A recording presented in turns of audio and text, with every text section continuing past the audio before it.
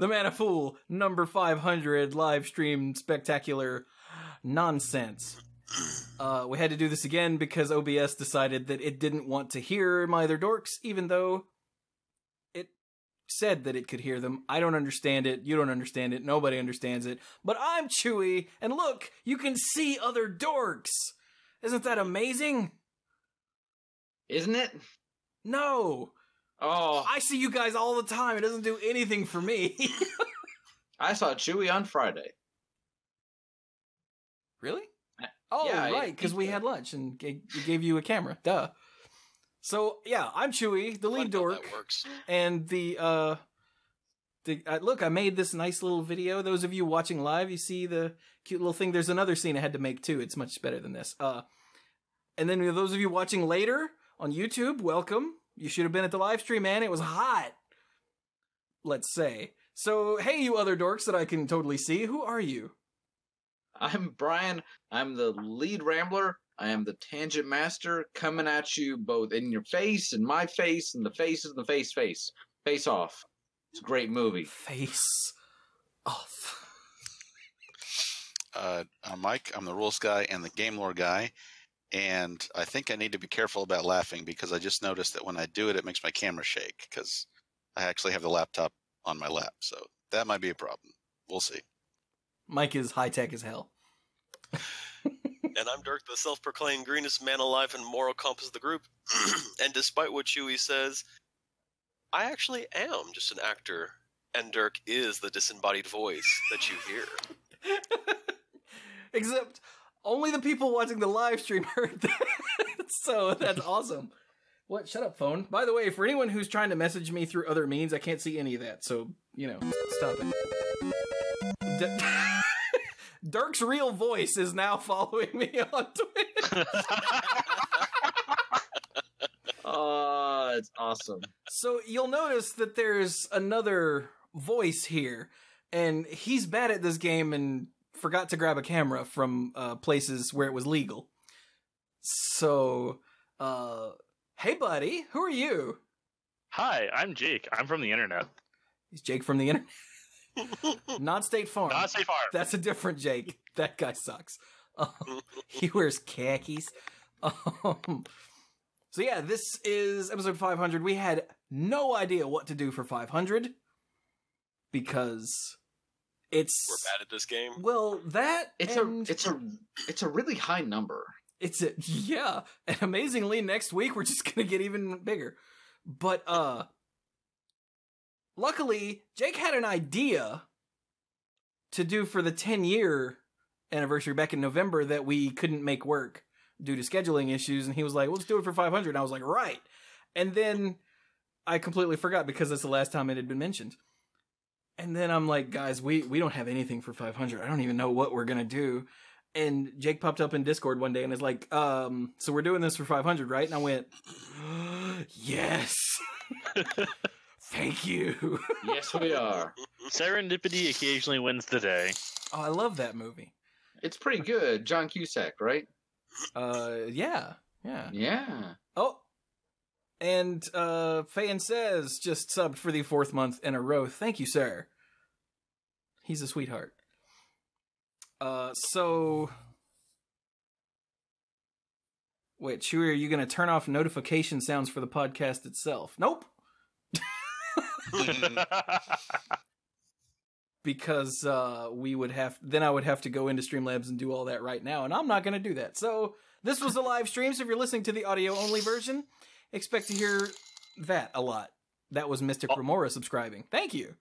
Also, you should probably go to YouTube and watch the actual live stream with faces. Yeah, it'll be way better, because then you can see Mike's camera shake when he giggles. Yeah. Demonstration. And a very visual component that may or may not be coming later in this episode. Oh yeah, that's true. There's totally visual component going on here. So, to that end, we should talk about something that we're not going to talk about. 2 things that we're not going to talk about, because one of them, because this is episode 500, so we're going to do what we want to do, but we have to address the fact that Masters 25 came out the day after we recorded stuff. Oh my god! No, isn't Masters 25 coming out next week? I mean, the full set. He means the full. Oh, Cap- okay, yeah. Cap just threw 5,000 bits. Wow. Holy crap, Cap. Holy, what he said. Thank you. Damn. Wow. Anyway, I got now. Yeah, so Masters 25 was released, of course, the day after we recorded last week. It's got other cool stuff in it. It's got lots of morph creatures. It has lots of more creatures. So that's good. I like the fortune thief in red. That's a very Yeah. yeah. And then just earlier today, while we were getting all this set up, it was tweeted at me, Facebook messaged at me, and Jake brought it up while we were all sitting here, while I was making all these scenes. The release notes for Dominaria apparently were leaked accidentally by Wizards. Whoops. Mm-hmm. And they were leaked, was it Chinese? It was the The Chinese. Chinese version, yes. Yeah. So apparently... And they... No, go ahead. Well, I'm the last person to hear about this, but they did release a statement. Blake released a statement saying, yeah, we're acknowledging this. And instead of just letting all this information out there and let it get mistranslated, everybody thinks that this should cost the wrong thing or this mechanic works the wrong way or whatever. They're like, you know what? Here's the English version of the release notes. Boom. And we're going to start previews next week instead of several weeks from next week. So... Yeah, but that's a huge boo-boo. Yeah. Oh yeah. Because and the fact this that they is- said, oops, Yeah, this is Dominaria. This was like the 25th anniversary celebration. This is going home. I mean, I don't even know what the set's about, and I was already looking forward to it. So Yeah, super excited. yeah, go ahead. So more people are throwing bits at me that I didn't see. Apparently Gothic threw 500 bits at me at some point. Because his name is in the list, and Magnus just threw 500 bits. Holy crap, you guys. But anyway, the release notes are up, and they've just released them. And the release notes, that's the card text. Yeah, it gives the specific text for cards, right, along with specific, hey, here's how this kind of works, right? Yeah. And then because it also has text from the comprehensive rules sections. Right. So if you want to look at that, you can go right ahead. I'm going to wait until Monday at least, or I'm going to try.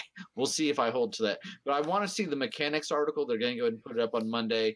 And, they put some time and effort into how they want to present these things. And even though I don't think I can wait until 2 weeks before the set comes out to actually say, okay, I'm going to look at this. But I want to at least get the mechanics the way I want them to describe them to me the way that they had prepared, because I think it will make more sense to me that way too. So yeah, they also announced that they will, as Brian said, be releasing a mechanics article on Monday and start doing already pre-written preview articles. So the articles that you'll be seeing coming up in the next week or so were already written. They were not written in response to these leaks. They were written well beforehand. Yeah. So, and then Wednesday, as planned, does start the Dominaria Magic story. So I'm definitely looking forward to that. So, but that was on the schedule already. Yeah, but that's the thing that happened today. That if we didn't talk about it, chat would just be constantly, why aren't they talking about this? Why aren't they talking about this? So we had to bring it up first. So yeah. So no deep dives on this episode, but I have a feeling the dorks will be talking about it at some point. Well, I mean, Absolutely. Yeah. I think we really can't avoid it next week. So unless Probably we not. purposely avoid it. Yeah, unless, you know what, we hit 500, we're taking a month off. Just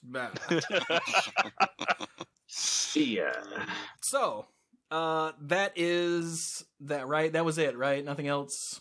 Yes. Nothing that else is it. huge and massive happened, right? Nope.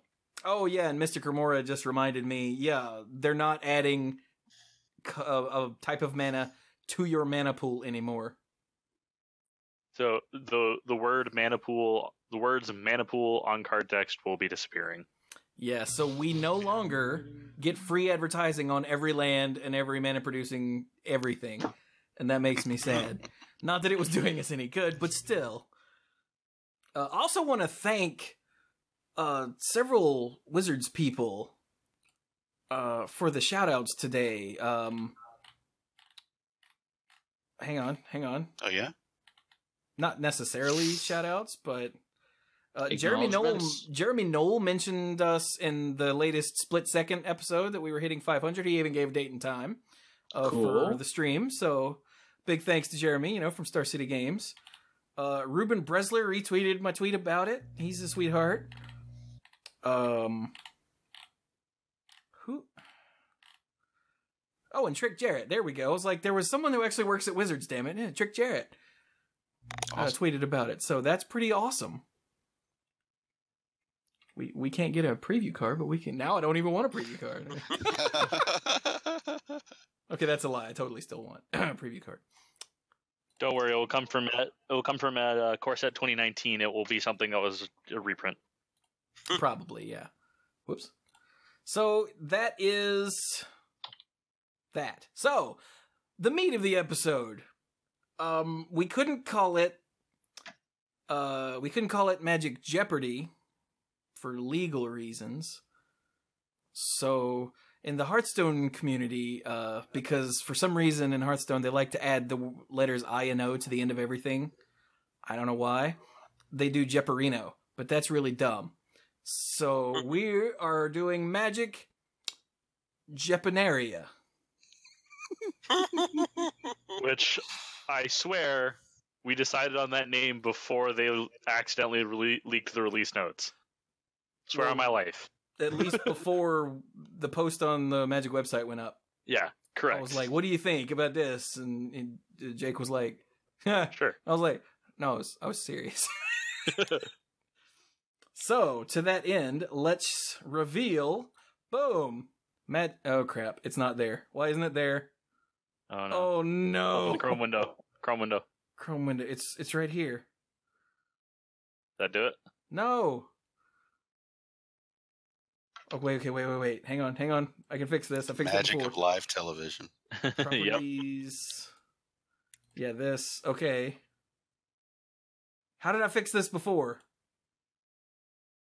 Is it black screen? No, it's showing a piece of Discord again. Oh. Huh. Wait, no, it's showing a piece of... What is this? That's Twitch. It's showing a piece of my Twitch screen. Huh. Okay, wait. What if I move this over here? Did that change? No. I love the window capture in OBS. I think it would be a great idea.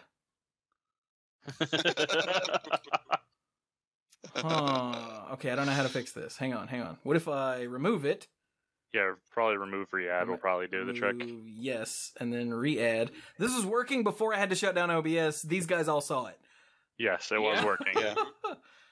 So that was browser source? No, it was a window capture. Window capture. Window capture. Oh, and because I removed it, it's gone now. That's nice. Yeah. Well, if this doesn't work, if you pop the tab out into its own separate window, will that make it easier? That's where it is. Oh. Like it's already that. Okay, so bad at this game. Bingo. Hang on, gotta resize everything. God almighty. Why can't things just work? Because then it wouldn't be the mana pool. And it wouldn't be a live episode either. That's true. Absolutely. You think the fact that I live stream like 3 and 4 times a week now, I would have ironed all this crap out. Yeah, but you're not, doing, multi stuff with not your source. That is very true. Wait, does that mean I can just blame you for this? Probably. Okay, we're going to blame Jake for this. Okay, so there we go. Nice. Ta-da! All better. So here is our Jeopanaria board. That sounds really dumb, but if you say it a few times, you'll start to like it. Jeopanaria. Oh, I like it now. Okay. So, Jake is our host. So Jake is our resident. Is Alex Trebek Canadian? My brain is telling me he is Canadian. He looks Canadian. With his flapping head. Alex Trebek is in fact Canadian. Yep. And yet people still love him. How about that? So, I guess Jake, you should take it away. And Yes, so welcome to Magic Jeopanaria. woohoo! We have 6 categories in each round. There are 4 different point totals for each round, and which means 24 questions per round. There are 2 rounds plus the final. So, without further ado, let's unveil our categories. Savor the flavor. Delicious. Min-max. And this is talking about the minimum or maximum of the thing being talked about. Ah, okay. Legend, wait for it, dairy. Party like it's 1999. It's at the core, talking about core sets. And squad goals. You notice squad is in quotation marks. Squad will be part of every answer in that category. And through random determination, Dirk will be going first. Dirk, please make a choice. Make a selection. All right. Let's go with legendary for what's the 250, 500, 750, and 1,000. 250, 500, 700. All right, legendary for 250. All right. Wait, This block. Wait, stop. How are we gonna buzz in? We never did decide that. We never did. That's a good question. Do you want us to type something in the chat? I can't type something in the chat. Yeah, it'll take too long now. Yeah. Then do you want us to call out our name? Yeah, you'll Call just out have our to name? whoever you hear your first. name. Yep, your name. Yeah. All right. Legendary for 250. Okay. Yeah. This block featured legendary permanents, much to its own detriment. Brian, what is Kamigawa block? You are correct. 150 points for Brian. 150 or 250? 250. Okay, give me those points, man. All right. All right. So hang on. All I have right. to do this manually over here because I was too dumb to try to talk Cap into being my producer for this episode. So. And while Chewy's updating, Brian, go ahead and make a selection. Yeah, bro. All right. Let's do at the core for 500, please. 500, jumping all over the board. Yes, that's me. Have you heard me before? Yeah, right. Yeah. This core set was the first since 4th edition to not consist of entirely reprints. Chewy. Oh. Chewy. Oh no. Ha What is 4. Magic 2013? Incorrect. Mike, Mike. Magic 2010. What is Magic 2010? Mike is correct. Curses. So wait, did I lose points? You lost 500. 500. You're negative 5. He's on the board. Mike's at 500. This is terrible. Hey. All right, so it will be Mike's selection next. All right. No, not minus 5,000. There we go. Yes, handicap yourself. All right. It's at the core for 1,000. 1,000. Foil cards were first introduced to the core sets in this core set, even though they were black bordered, and normal cards featured white borders. Mike, Mike, what is 7th edition? 7th edition is correct. Ooh. 1,500 points for Mike. Yay. Dang it, man. Okay. All right, Make let's another finish out. selection. Let's go ahead and finish out this category. 250. There's 250 and 750. Oh, I thought there were only 300. Okay, 750, sorry. All right. This core set was the first to introduce expansion symbols on cards, but only on the Chinese version. Huh. Dirk. Let's say, what is 5th edition? 5th edition is correct. Oh, Nice. Look at that. Wait, I thought 5th edition had a expansion symbol on the card. Only on Chinese. Only in Chinese. Really? Yes. I did my research on it. It doesn't have the little 5 symbol, No, does it? It doesn't have the Nope. 5. But I'm Not, sure if- you've not seen on the cards. them, but they're not English, no. Dang. So All right. Dirk is at 750. Oh, that was the All right. 750? Okay. Let's go ahead Yep. and Go ahead and finish it out for real. go For ahead real. and Finish out. go ahead and finish out core with 250. 250 or 250. This core set introduced the new frame in quotation marks and the Bellerin font. Chewy. What is... Oh no, Magic... The last of 2018? No, Incorrect. there wasn't one. Brian. What is Brian? What is Magic Origins? Incorrect. What? Oh, That's what I was thinking. Oh, wait a minute. We've lost Mike again. Mike. Uh-oh. Oh, We've lost Uh-oh. Mike. Yeah, we Pause. gotta wait. We gotta wait Yep. for Mike's connection to come back. No. womp womp. This is way more obvious with video than it is with audio. Yeah. Mhm. Also, Brian, you're dark again. I know because I switched over to take a look at Mike's beautiful face. Okay. And viewers, this is my face because I don't have a lamp over here. This is me with a white, I've actually made a little notepad with the categories and what we've answered on them. Reasonable. And I'm not keeping track of score or anything, but I'm switching back to here. So this is Discord, so I can see Mike. So is Dirk's keeping score for himself? No, I'm going and marking off what has been asked, What's been and asked. what categories and the amounts. Yeah, and that's what I wanted to do too. So I didn't And ask. Mike just fell off completely.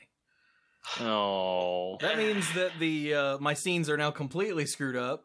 Let's see how bad they are on this. Oh yeah, that's great. Hi, I'm in Mike's room. This feels kind of meta relative to either 498 or 499. And now I'm in my room. Oh, and Mike just texted me, internet is having a problem. Because of course it would tonight, of all nights. Oh, of course.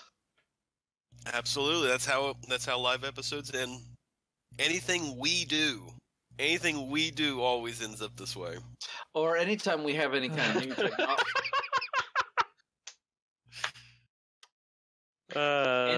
Anytime we try anything new at all, because think about early episodes of the Mana Pool themselves. Did they have technical issues?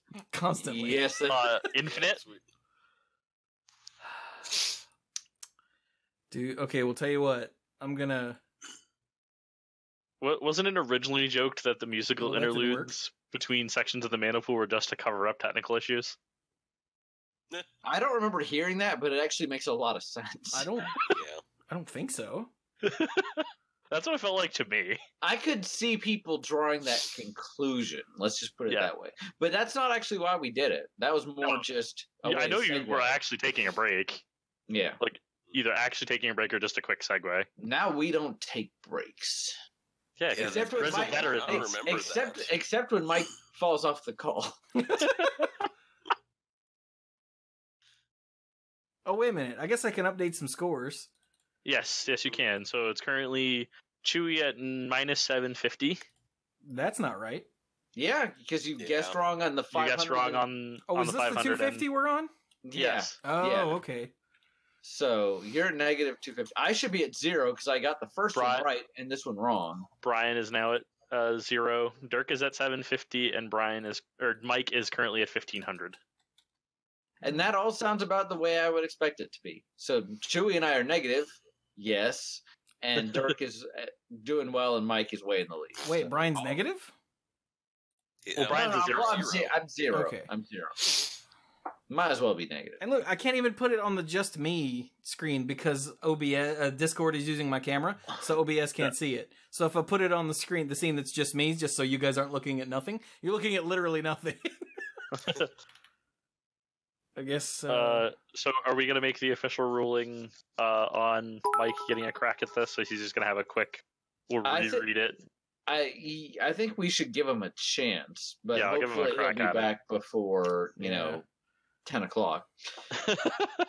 I'm surprised it's lasted this long. He's usually back right away. he said he reset the router and he's waiting. Here's hoping it's not Oh, Hey! hey! Dang. And that is not a happy face. Oh, and now he's moved. Oh, he's not There we back go. in Oh, position. there we go. there he is. There he is. All All right. moronic nonsense. of all the moronic nonsense. Ooh, what question did I miss? I want to hear the trivia. Okay. Wait a minute. Magnus just threw 5,550 bits at us. Holy Wow. crap. But he didn't have 5 left over. You know. All right, Okay, Mike, so we all blew it, so I guess it's your turn. Yes. So the Am I my determination phone? was made that all of your co-hosts failed to answer this question correctly. We're not sure I if you haven't heard it. answered it, but I have no idea what it is. Yeah. So Dirk didn't try. Yeah. Dirk What didn't was the try. question? So you're going to give them the question, and we'll do the 5 count, see if you can get it. Okay. It's at the core for 250. This core set introduced the new frame and the Bellerin font. Magic Origins. What is Magic Origins? That is incorrect. Oh, that's what I guessed. Yeah. The correct answer was Magic 2015. Mm-mm. Oh, I wouldn't have guessed it. That was That's my right. backup, but I told myself it had to be Origins. So I knew And they for had some done reason- with 8th edition, but I didn't think much. it was the Bellerin font. so who started this? Was it Dirk? I that did. got- okay. Yes, Dirk had So it. So Dirk, who- you have control of the board. Okay, wait. let's- What is Mike's score now? That was the 250? 12. that was 1250. minus 250. Okay, so Mike's at 1250. Okay. Chewy, am I back in my little frame properly or not? Sure, close enough. Well, I can adjust this. What do I need to do? Nothing that I can tell. Actually, you look good. You're beautiful. Thank you. I would tell you to get naked, except we're live streaming, so please don't. All right, All right, Dirk, you have control of the board. Let's go to Party Like It's 1999 for 500. All right, it's 1999 for 500. Randy Bueller joined Magic R&D in 1999, not long after the emergency banning of this card, largely because of Randy. Chewy, Chewy, what is Memory Jar? Memory Jar is correct. You damn Ooh, good right. job. Wait, what number was that? That was that the was 500. 5. I'm 500. still negative. Damn it. Minus 250. You're getting there. You're crawling back up. Chewy, you have control of the board. I do. Yes. Mhm. Okay, give me I don't like any of these categories. Can we get new categories, please? No. No. Okay, then give me squad goals for 250. Squad goals for 250. This squad put the Caw in Cawblade. Mike. What is Mike? What is Squadron Mike? What is Squadron Hawk is correct. 1500 for Mike. Mike is our beardy man. Wait, no, that's Chewy. Where is Mike? So Mike is now at 1500 for those of you listening in audio form. All right. Mike, you have control of the board. Squad goals 1,000. Quad goals Oh 1000. my god. He's a madman. The only dwarf squad.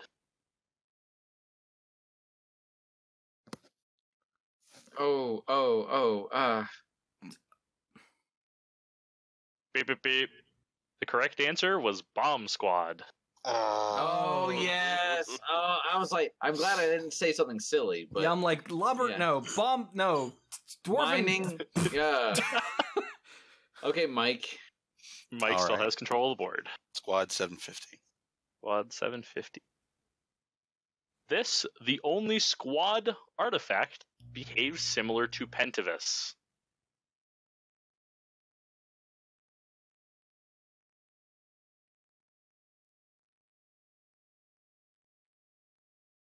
Beep, beep, beep. What is Thopter Squadron? Oh, Ah, right. Wow, we are so bad at this. Mike? what's left in squad? Oh, wait a Five. minute. Hey, chat. 500.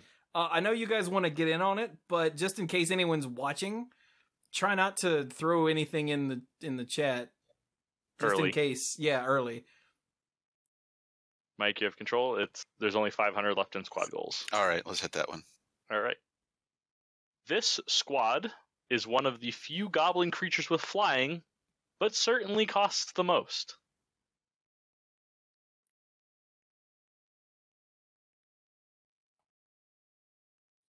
That's the sound of confused orcs. Yeah. I have a Beep, beep, thought, beep. but I don't want to risk it. What is Battle Squadron? Nope, I wouldn't have gotten it. Those are no, goblins? no. Yep. Was it always a goblin? It may not have been originally. Did it used to be like a ship or something stupid? It might have been. It might have been. Yeah, they changed a lot of ships. So Mike, you still have control. All right. Let's see. So we've cleared squad and core. Yep. Is there still 1,000 left in 1999? Yes. Okay, let's do that. All right. This current R&D member added a Team Pro Tour victory to his resume in 1999 with Team Your Move Games.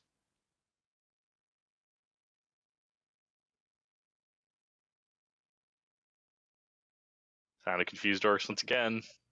Beep, beep, beep. What? Who is Dave Humphreys? Oh. Yep. I don't know Mike? that side of the world.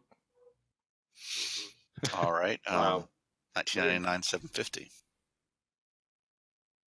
In 1999, this set was released. It is the only set after Arabian Nights to be designed by one man. Mike. Mike. What is theirs? Is Legacy?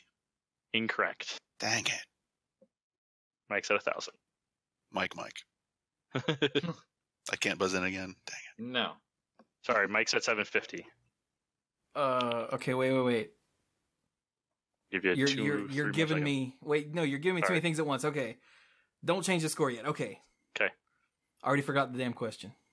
Okay, I'll go over quickly. In 1999, this set was released. It is the only set after Arabian Nights to be designed by only one man. Nope. Yeah. No. The correct answer is, what is Urza's destiny? Yeah, right after words came out of my mouth, I'm like, oh my god. All right. Mike, so you still have control? what are our scores here? Chewy, minus 250. Right. Mike, 750. Mike dropped from 1,500 to 750. That was the 750 question. Oh, that was Yeah. the 750 question. Okay. It's like, how did I Mike should- lose so much? 'Cause- I should still be at 0, right? Brian is still at 0, and Dirk is at 750. okay. Oh, so we got a tie. Hey, But Mike has control of the board. Yes. Do me a favor. Tilt your camera down slightly, would you? Down? Yeah, thank you. There's just a whole lot of white space above your head. Okay. All right, Okay. Mike, Bet. you have control again once we are settled. All right. What's left in Party Like It's 1999? Just 250. All right, that one. This set was released in 1999, along with one of the most sweeping rules changes in the game's history. Chewy, Chewy, what is 6th edition? 6th edition is correct. I'm good at these easy ones, man, Chewy is out of the red but and still is at 0. not in the black. Correct. Hey, man. Chewy, you have control. Oh, dude, let me get some Savor the Flavor for 250, because it's delicious. Savor the flavor. He exercises his right to bear arms. Mike, Mike, what is Werebear? Werebear is correct. Nice. Savor the flavor for 1,000. Savor the flavor for 1,000. If you want to kill a lot of goblins, just make sure your defenses look like fun. Oh, man. This is going to be an awesome card. Oh yeah. Dang it. 3, 2, 1. Beep, beep, beep.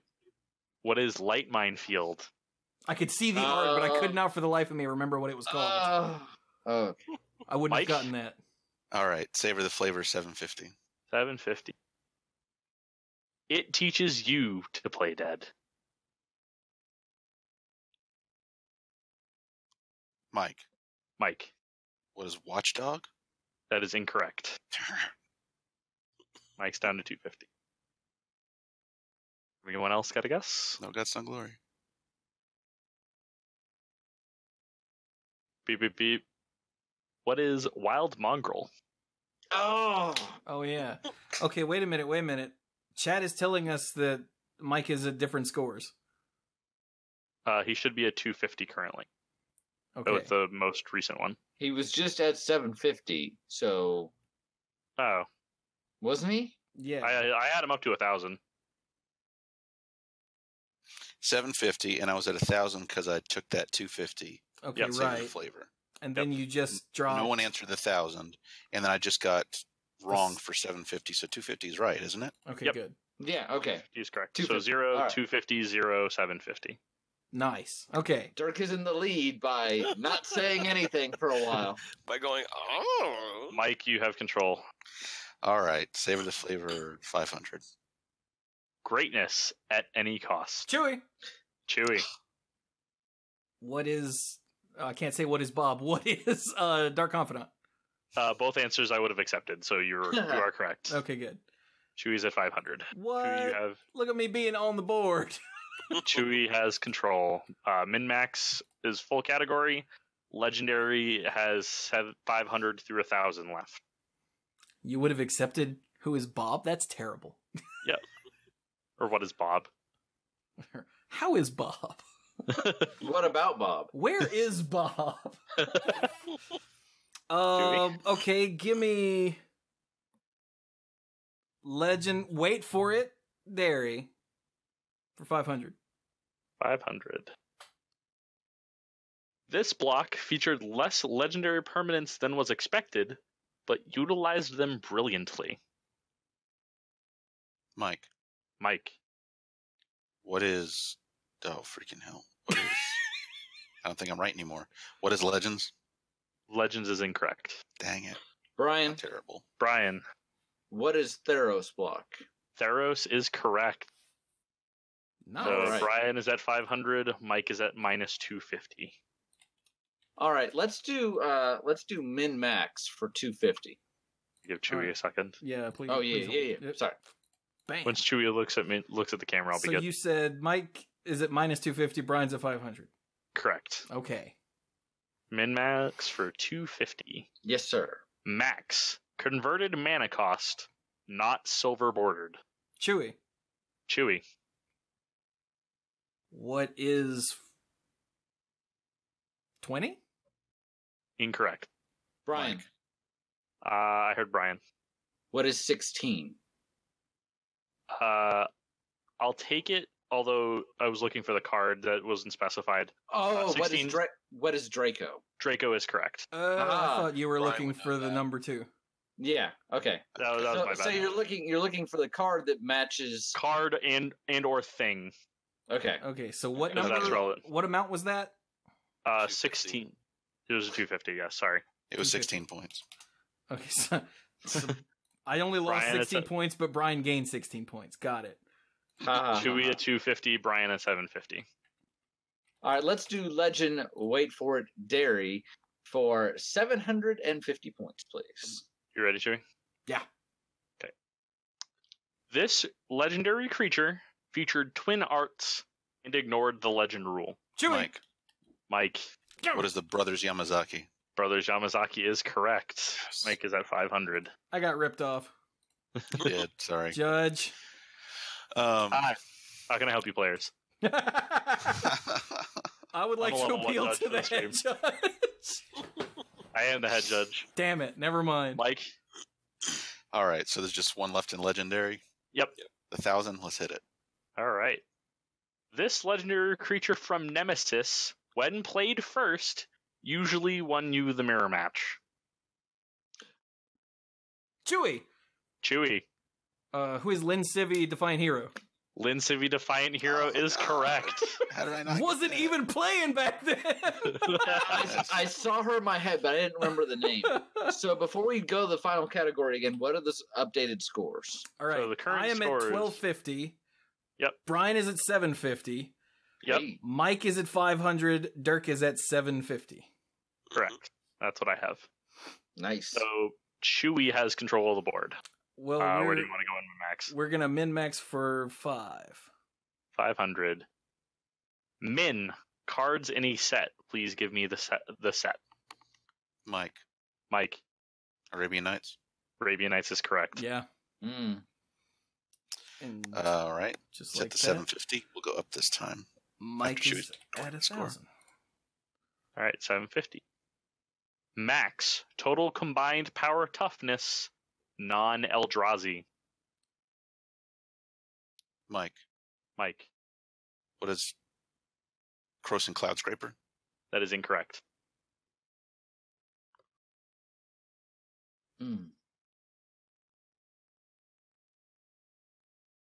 Meep, meep, meep. What is world spine worm? Oh, Oh, yeah. Oh yeah.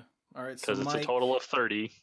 Mike's yeah. at 250. Yeah, Mike just lost 750. Cool. I like I that. was Yeah. thinking of Dark Depths, but Yeah, I was And- like, Well, that- can I say the token? I don't think I Apparently can. It's- Yeah.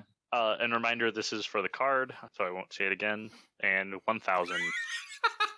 Min, total combined power toughness.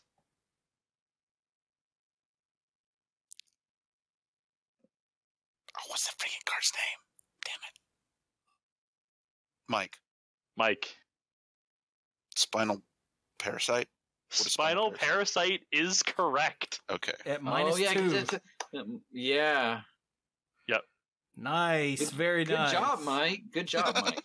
Thanks. Well done. So Mike is at 1250. 12, tied with you. All right. So yeah, Mike and I are tied at 1250. Brian and Dirk are tied at 750. Nice, Interesting game. nice tight game so far. Nice first round. So I will Yes. mention that there are no daily doubles. Yeah, yeah. Okay, 'Cause good. that's To just make me lose? Yeah. All right. So as an in-between rounds thing, let's talk about the dorks. Chewy, Hi, I'm is there Chewy. anything that the audience wouldn't know about you that the dorks do? Ha! I am excellent in bed. Oh, that the dorks do. Oh, Yeah. I Is it don't. like one specific thing that the dorks would know that the stream would not? I don't know. Hey guys, do You you live guys? vicariously through the show. I mean, I pretty much do. Yeah. Anywhere you go, anywhere in the continental United States, and perhaps some in Europe and let's say Australia, no matter where you go, someone there will go, "Hey, it's Chewy," and that was Yeah. before he was even podcasting. Yeah. yeah.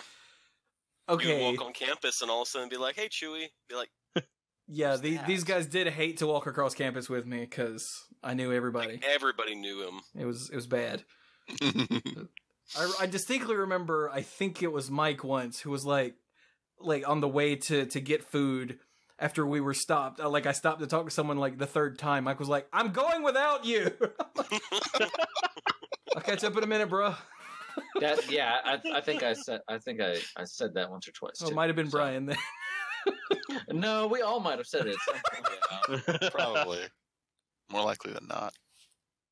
So I have been to a tournament with you, Mike, and I do remember you getting a very specific altar of swords to plowshares that I don't believe you shared with the show. Would you like to share what your altar was? Oh yeah, Jeff Menges was there. This was at a Grand Prix in New Jersey. It was a Legacy Grand Prix, and he altered my Swords to Plowshares. He wrote over the title. He retitled it as "Spears into Pruning Hooks." To finish out the rest of the quote, it's a biblical quote. It has to do with like the end, like peace and the end of conflict or whatever. Yeah. They'll beat their swords into plowshares and their spears into pruning hooks, and will no longer train for war. That last line is translated differently sometimes, but so yeah, I have a. That one's spears been in my head ever since that one happened, so I actually want to eventually find Jeff Mendes and do the same thing. He also got a really sweet Library of Alexandria altar that I did snap a picture of and put on Twitter or Facebook or something. Oh, that turned out even cooler than I expected. It was awesome. Yeah, it was pretty badass. And Dirk, even though you're the self-proclaimed greenest man alive, for some of the, less experienced listeners to the show, where did that even start? It started whenever I was being taught how to play Magic. I was like, as they were teaching me it was, oh yeah, the whole point is to make someone's life total go down from 20 to 0. And so my thought was, oh well, that means you get things that do that, and the creatures were the things the way you did that, and all the big stuff was green. All the cool stuff was green. So all of my decks, pretty much through college, had green in them somehow, somewhere, some way, and it blew the the play group's mind when I would play something like when I built the soldier deck and probably the bird deck in college. They were like, but it doesn't have green in it. But he made the creatures just as large anyway. Yeah. Absolutely. They were green, just not on the card. Just not mana cost wise. They were definitely green though. They were definitely taking something green. I'm not gonna say Dirk had his cards on steroids. This feels like a very, like after the show, kind of expose. Like, I'm not saying Dirk had steroids in his decks, but they were taking the green kale smoothies that I kept making in the dorm, just going. We can no longer say that he was adding green in his mana pool. Oh. And that brings me to Brian. Brian, Yes. as the lead rambler, do you have any particular ramble or rant you remember on the show that sticks out when you think about the show? I guess I'm going to open that up to anyone else, just because. Does anyone else remember me going on for way too long about something? Anything? He does it every week, so I mean, literally, I think it was last week. I noticed that Dirk stepped away. So, no, it was 2 weeks ago because we were covering Modern Masters. And so I went on a tangent about something. And after about 4 or 5 or maybe 6 minutes, Chewie said, it was wait a Black minute. Panther and then movie trailers or something. And movie trailers. and Chewie's like, well, wait a minute. We're covering previews. What are you talking about? I'm like, I was trying to cover for Dirk, so. But most of the time, I just get really into what I'm talking about, and 15 minutes later, they're like, "Come on, we need to talk about anything else." But would you consider that the lawyer in you coming out? I mean, I think it's a little bit of both. I'm a lawyer because I like to talk to people. And while I'm not going to spend a lot of time on this, I'm a lawyer because I actually, as strange as it sounds, because I like to listen to people, and because I think a lot of people that I work with, regardless of what happens with their case, a lot of them want to talk to someone that will listen to them because they feel disenfranchised. And then I do speak for them in court if I feel like I can, but it more comes from a place of trying to listen to people. I feel like this is a terrible thing to say about yourself, but I feel like I have a good sense of empathy. And I feel like I really try and respond when somebody tells me this is what matters to them. But then I do get up and talk a whole lot. I once had a judge. This is for the people that can see me. I was doing a bond motion one time, and I'm talking about all the reasons my client should get out of jail. And the judge goes to me. She said, "Mr. Baker." And then she did what I wanted her to do. So, for the record, he was doing it right now. All right, so let's move on to the double Jeopanaria round. Are the points doubled for this round? The point values are in fact doubled. Yes. So 500, 1,000, 1,500, 2,000. Are we ready to go, Chewie? Have you scrolled down? Yeah, I did that before because I'm awesome. All right, so the categories. Worm gear. You'll notice worm is in quotation marks. Worm will be part of every answer. Wait worm a minute. gear? It's not popping up on my screen. Worm, W-U-R-M, as in magic worm. Yep. Well, we got some other worms too, so. Plain movie title. I'll give you either a real movie title or a possible movie title were this plain story made into a movie. Ban-ished cards. Take a walk. Elf-ish behavior. Typical types. And if I recall correctly, Mike had the last correct answer, so Mike has control of the board. Okay, wait. Before you do that, could you make one of those disappear and reappear again? It wasn't popping up on screen unless I had it up, but... Okay, I'll make it typical types just went away. Okay, cool. It's working again. Apparently, if I minimize it, it just freezes it with the last known information. But if I have it up behind my cameras over here, it's fine. It works fine. Yeah. Interesting. That is... So, Stupid. Mike, you have control of the board. All right. Typical types for 2000. 2000, going right after it. Big spender. This card type has the fewest cards. Brian, What is Planeswalker? Ah, crap. Technically, you're correct. I meant it for it to be lands, but I'll give it to you because I didn't mention it. Ah. Well, I don't understand. My intention was it for it to be land, and then I punted. Oh, so you meant to say like non-Planeswalker? Yes. Okay. Yes. So Brian gains 2,000, whatever he had. What's the question? What's the question, Mike? You sound like you have a. How many conspiracies are there? You got a point. Conspiracy, yeah.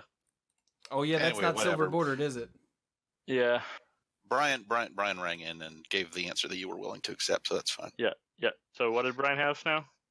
Oh, Rectus 24 in the chat actually pointed out something else. What's He that? said, "Isn't it tribal?" Wow. Oh, If you'll remember, I tried a variation on this a couple years ago, and I think half the questions I came up with were wrong or had answers that were too ambiguous. So I am proud of you for making it the entire first round with very solid questions. You could bomb this entire second half, and I would still go, "Yep." So, All right. So we'll continue on. Yeah, I'll just take my 2,000 points and not worry about it. Reasonable. 2,000 to be quiet. that's the spirit. Yes, sir. All right, so typical types for 500, because that's where you start, Mike. You start at the bottom, work your way up. Have you not watched Jeopardy? Yes, but How you play I am no Ken Jennings, sir. Let's go for 500, please. As we are reminded by Tarmogoyf, there are this many types in Magic. No, don't count untypes. Mike, 6 6. is incorrect. Freaking dang it.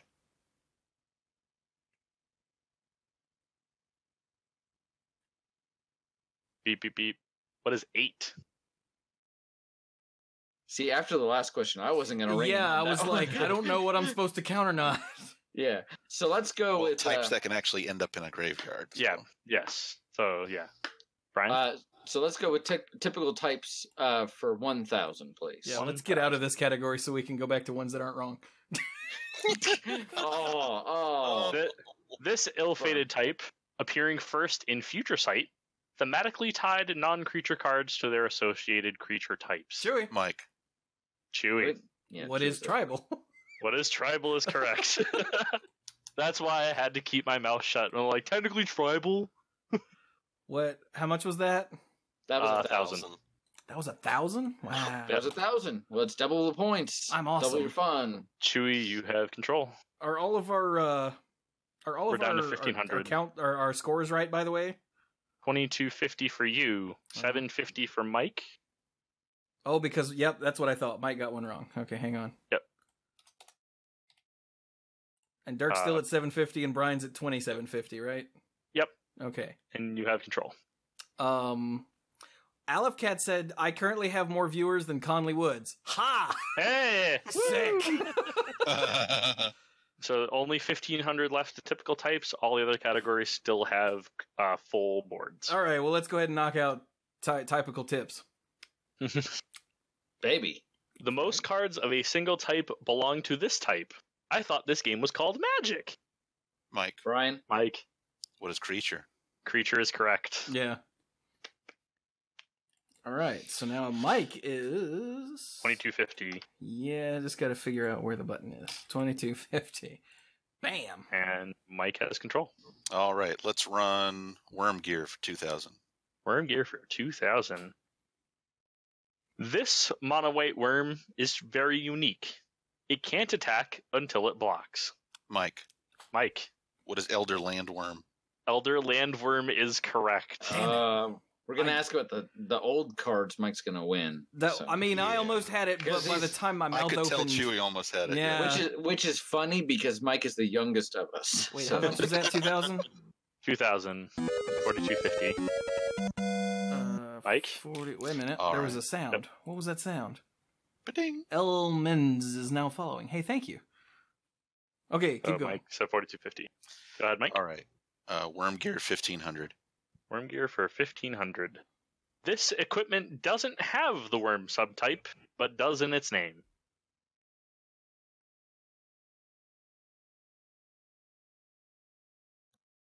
Chewy. Chewy. What is slagworm armor?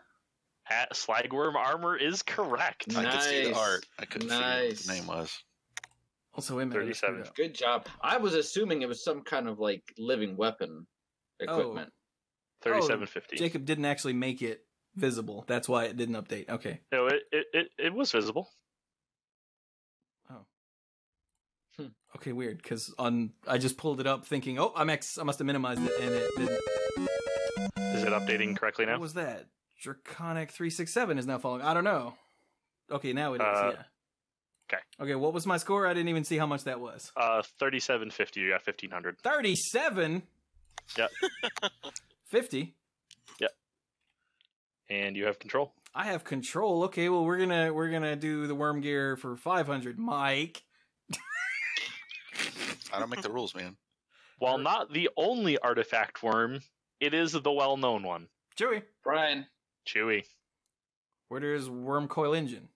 Worm coil engine is correct. Yep. And that was Chewy and Mike are 500? tied. Yep. So that 4250. means we both have 4250. Math is hard, you guys. Chewy. Chewy. All right, finish it off. 1000. This instant is the only one of its kind with worm in its name. Worm calling. Brian. Brian. What is worm calling? Worm calling is incorrect. That's not an instant. Yeah, that one's a sorcery. but Oh, I can't think of the name of the instant. I did it. Anyone? Not worm calling. Boop, boop, boop. What is Advent of the Worm? Yes. Oh wow, that's an awesome card. Remind me what that is? Create a 5/5 worm token with trample. Oh, yeah. Okay. They pushed it because it costs 4, right? And they wanted Yes. you to use it with Populate. Yes. So Okay. There we Chat is digging the worm calling, Brian. because I have played with that card for so long. I was like, I know this one. So Chewy, you have control of the board still. Sorry, just getting okay. Better now. Okay. Worm. Chewy? You all right, Brian? Yeah, I'm good. I pulled out the cord to my mic by accident, my headphones. I'm good. I'm good. Oh, okay. Chewy, What was plain movie title again? When you were telling us what those were, I kind of confused. was doing something. So plain movie title. There will be a movie title, either fake or real, in there, and that will be describing the plane in question. I'm looking for the plane that it would correlate describes. to. Okay. Yes. Okay. Well, then let's do that for 500 because it sounds silly. Frankenstein's monster, Bad Moon, Dracula, et al. Brian, What is Innistrad? Innistrad is correct. All right. Okay. I think I get how this works. So I'll take a page out of Mike's playbook and say plain movie title for 2000. So that was 500. That was Yep. 500. Yes. So 2250. Okay. For me, the worm calling guy. Yeah. That's gonna be me from now on. I'm the worm calling guy.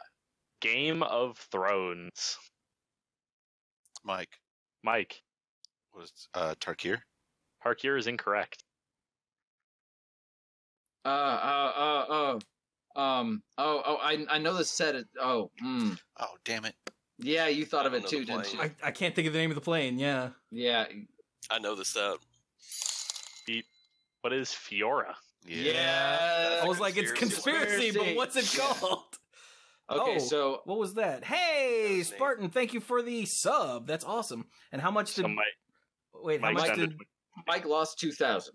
Yeah. Whew. That's no glory. Which I can see where you're going with that, but yeah. Well, let's take Brian a still has step. control. Yep.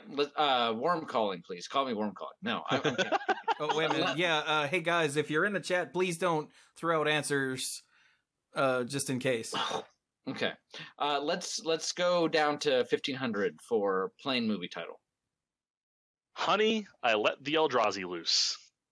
Brian, Brian, what is Zendikar? Zendikar is correct. Woohoo! Dang. I would see that movie, especially if it had what's his name. Well, to be fair, that's the entire story of the original Zendikar, the actual story that came with the original Zendikar. I already forgot how that was 15. Yep, 1500. Yeah. Yes. 3750. Okay. And Brian again. Yeah. Let's finish it out for 1000. Plain or movie title. A Maze-ing Race. Mike, Dirk. Mike, what is Ravnica?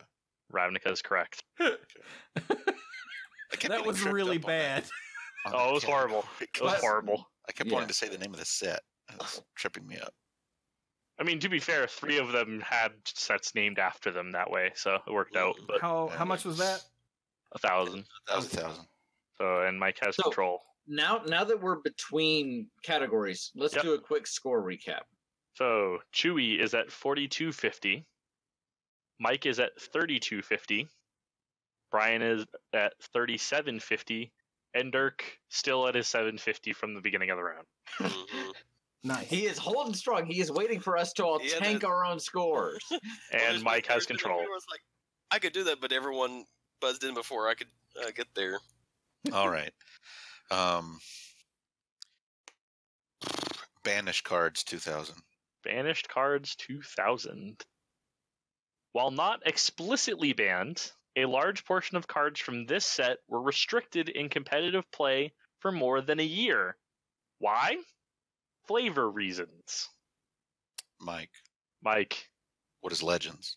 Legends is correct. Oh yeah. I did not know that. Really? You should have, because that was part of the Legend of the Banhammer episodes. Oh, yeah, and I remember those episodes. Of course, I was there. It was That's even on part the of why rules. I include. That's why I partly included this one. Yeah. Mike, you have control. Banish cards 1500. This card was initially banned when the DCI first instituted banned cards, later unbanned in 1999, and is currently banned as of 2007 in all formats where it would be legal. Mike, Mike, what is Shahrazad? Shahrazad is correct. Dang. This is Mike's category. Oh, yes, it is. So that was 15. Yep, so Yeah. 6750. Jesus. Should ban Mike. Yeah. Mike, Banish cards 1000. this card was unbanned leading up to Pro Tour Born of the Gods after initially getting the ban hammer in the second wave of modern bannings in December of 2011. Chewy. Chewy, God, I hope this is right. What is Bitter Blossom? Bitter Blossom is incorrect. Anyone else? Born of the Gods. Beep, beep, beep. What is Wild Nakatl? And I was like, "What's the other one that they let out?" Oh. Bitter I wasn't Blossom gonna- was banned In as part of the first original wave. Yeah. Yes. Yeah. Wild Nicole, And- they let hang around for a while, but they were like, zoo. So that's So- negative 1,000 for Chewy. Yep. I'm at 3250. And Mike still has control. All right. Banish cards 500. This one will be easy. Currently enabling today's Legacy Infect decks, this card was unbanned in 2003 after its initial ban when the format was created in May of 1996. Mike, Mike, what is Berserk? Berserk is correct. That wasn't easy Yeah. That was for easy. me. For me, It was Legacy obviously- Infect. Yeah, it is Berserk. All right. So that was 7250. another 500 It's for for Mike. you is like a truck. There are 2 categories left, Take a Walk and Elfish Behavior. Mike, you have the board. All right. Take a walk 2000. This enchantment from Legends counters planeswalking, not planeswalkers.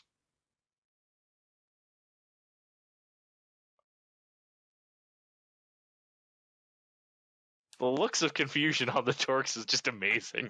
I can see the damn card, but I don't know the name. I can't. Beep, beep, beep. What is Great Wall? Yeah. What does that do? Oh, sorry. Yeah. Planeswalking, as in PLAI. Oh. Yeah. Oh. Mike? So, yeah, for some reason, I couldn't understand Blank. the question. It's fine. That's Okay. terrible that I could understand the question but didn't know the damn answer. Mike? Well, Chewy, can you also see the written version of the question? I mean, I can, but it's really tiny, so no. Okay. All right. Never mind. All right. Take a walk, 1500. This is the highest converted mana cost among Planeswalker cards. The list of Planeswalkers in the club includes 2 dragons and Garrick? Mike, Mike. 8. What is 8? 8 is correct. Traded between Nicol Bolas, Ugin, and Garrick, the black and blue, the actual black-green Garrick. What Right, is so it? Has there not been anything at 9 yet? Nope. That No. was 15. So 87.50. Yeah. Also, Nice hey, running Brian, away. Could you not lean quite so far forward because you're Sorry. disappearing? There we go. And Mike, all 1,000. right. Take a walk, 1,000. Yes. This card's name is often invoked in reference to a tempo play, mostly in limited. Mike, Mike, what is time walk? Time Walk is correct. Yeah, I got that just as Mike said his name. Damn it. Mike is running away with this, y'all. Yeah. Mhm. Yeah, 500. Yes, 500. The most recent instance of Island Walk on a Magic card is this, affectionately referred to as the Dirtle Turtle.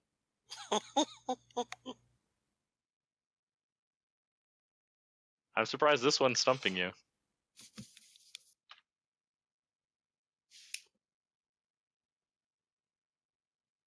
Beep, beep, beep. What is Meandering Tower Shell? I could see the art, but I had no idea what his name was. Yep. Also, chat is saying that the black green Garrick is only costs 7. I might be wrong. But I thought I counted 8. But that still means that. But Nicol Bolas and Ugin both cost 8. Are still 8. Yeah, That's I still still the highest converted mana cost. Okay, so what are our scores here? Just to make sure I Chewy, didn't forget something. 3250 is you. Mike is at 9750. Brian is at 3750. And Dirk is at 750 still. Fair enough. Well, but then we've got this last category here, Which so- is very green and set up for Dirk. Yeah, we'll Mike, see where what do you want to happens. start? We will see. All right. Elfish behavior, 1,000. 1,000? I mean, Confirming at 1,000 or 2,000. 2,000. Sorry, my bad. 2,000. Here I thought he was breaking type for a second. No. Mhm. This card is the. Wait. Sorry, that was What? my headset dying. Oh, okay. I'm good. Okay. You're good. All I heard was this card is the beep. And I'm like, This card is the Bwong. So let me start again. This card is the only tribal enchantment for elves.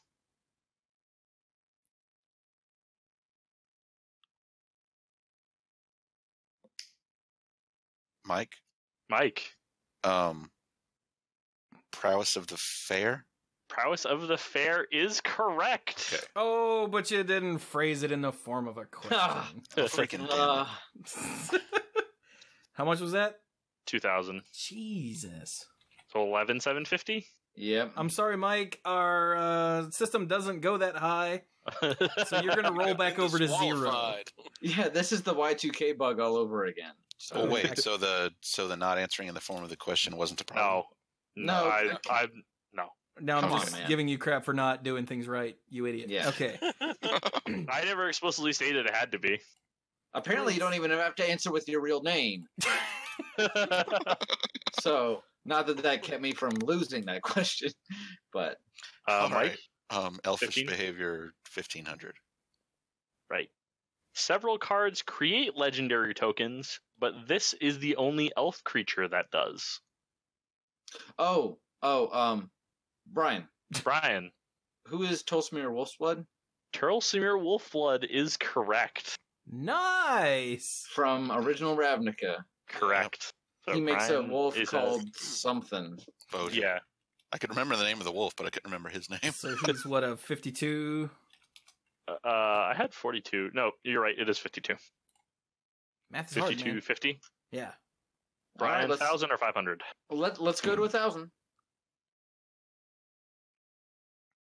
While also having the highest amount of elves compared to the other non-green colors, this color also features the most elves with hybrid mana costs.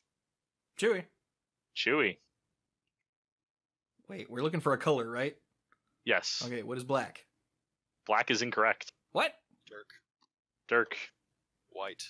White is correct. Oh. Whoa! See here, Dirk shows off his elvish knowledge. There's a lot of there's white elves. Because it's Lesnia.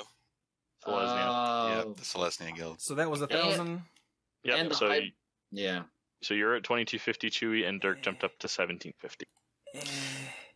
Yeah, the Oh, Celestia and- Guild, and also remember in Eventide. Shadowmoor block. in Shadowmoor and Eventide, they Yeah. switched from black green to green white. Yeah, which I Yes. completely forgot that part.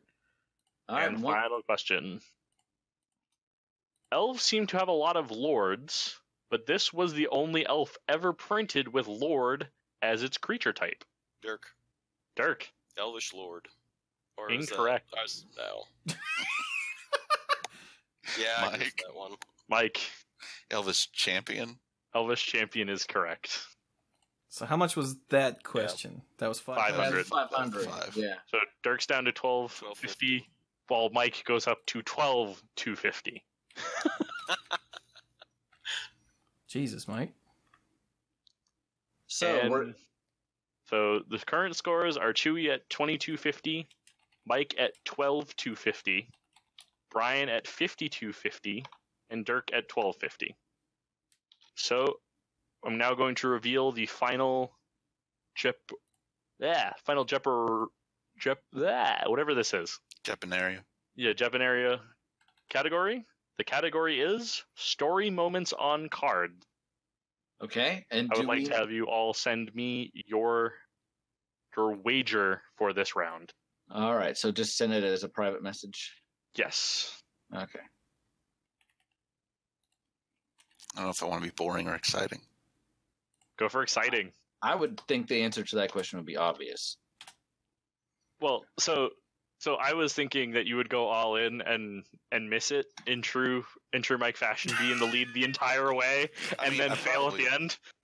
Yeah, no spoilers, but we'll see what happens. I tried to send a message that says that my message could not be delivered because I don't share a server with the recipient. Same. Odd. Okay. Yeah. So Okay, well, since I've already sent him mine, just send it to me, like some. Oh, I don't think I'm on your friends list. Maybe that's it. Yeah. I'll send- I I'll- bet that's it. I'll send mine to the mana pool. Yeah, just put it in the. Well, no, don't do that.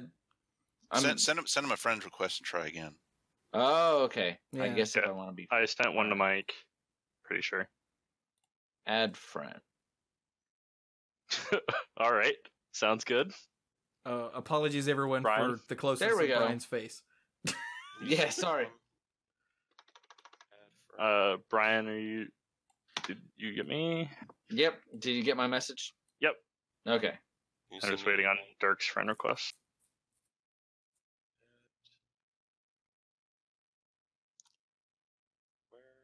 I'll just add you. There we go. Chewy, did you send it to me via Facebook? Yeah. Yours.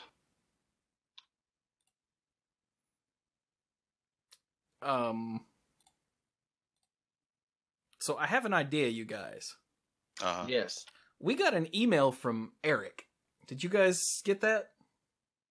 I haven't checked in a I while. saw that we got it. I've Oh, been but you guys didn't see listen what to they- it. like conference stuff at work. I haven't. I'm so behind on every type of email. Dirk, did you get that friend request? Yeah, there we go. Well, why don't you give us the skinny on it? Or are we not supposed to talk about it out loud? Well, what I was going to do was play it for the stream right now. Okay. It's a 5-minute audio file, but it's brilliant. And so we're not sitting here doing nothing. You guys could totally also pull it up and just listen to it while we do this if you like. Okay. Okay. And then do we also send our answers Once I reveal, you'll be sending them the same way. Okay. But you know how there's a commercial break between the reveal and the wagers and then the question? Yeah. Oh, yeah. Yeah, so figure unless Jacob had more dumb questions to ask us, which is There's also only fun. one more dumb question. What? No, And I that meant is the one that you'll be playing. Oh no, I meant dumb questions like before. like asking us about what's going on with us or stuff like that, Yeah. or. But okay, we'll tell you what. Then this, dear listeners, Does it start a conversation? I just messaged you your phone. There we go. Dirk is still working. Just for, There we go. Yep. I got you. okay. So I wanted to work this into the episode. So this is an audio file from our dear friend Eric from St. Louis, Mr. Suitcase, Eric MTG Cast. Oh, I did get this email. Yes. Eric, we've just taken to calling him Eric of many names because he has a lot of names. So I'm going to just hit play. I already downloaded it. I don't know why I have the email open. Oh, because it's on this monitor behind. It's behind my cameras and I can't get to it. But I can get to it here. Haha! So yeah, like I said, if you guys want to pull up the email and listen to it so we're not just sitting here doing nothing for several minutes, then that's fine. But I figured this would be a great place to throw this in. So here, it's all about 500. So here we go.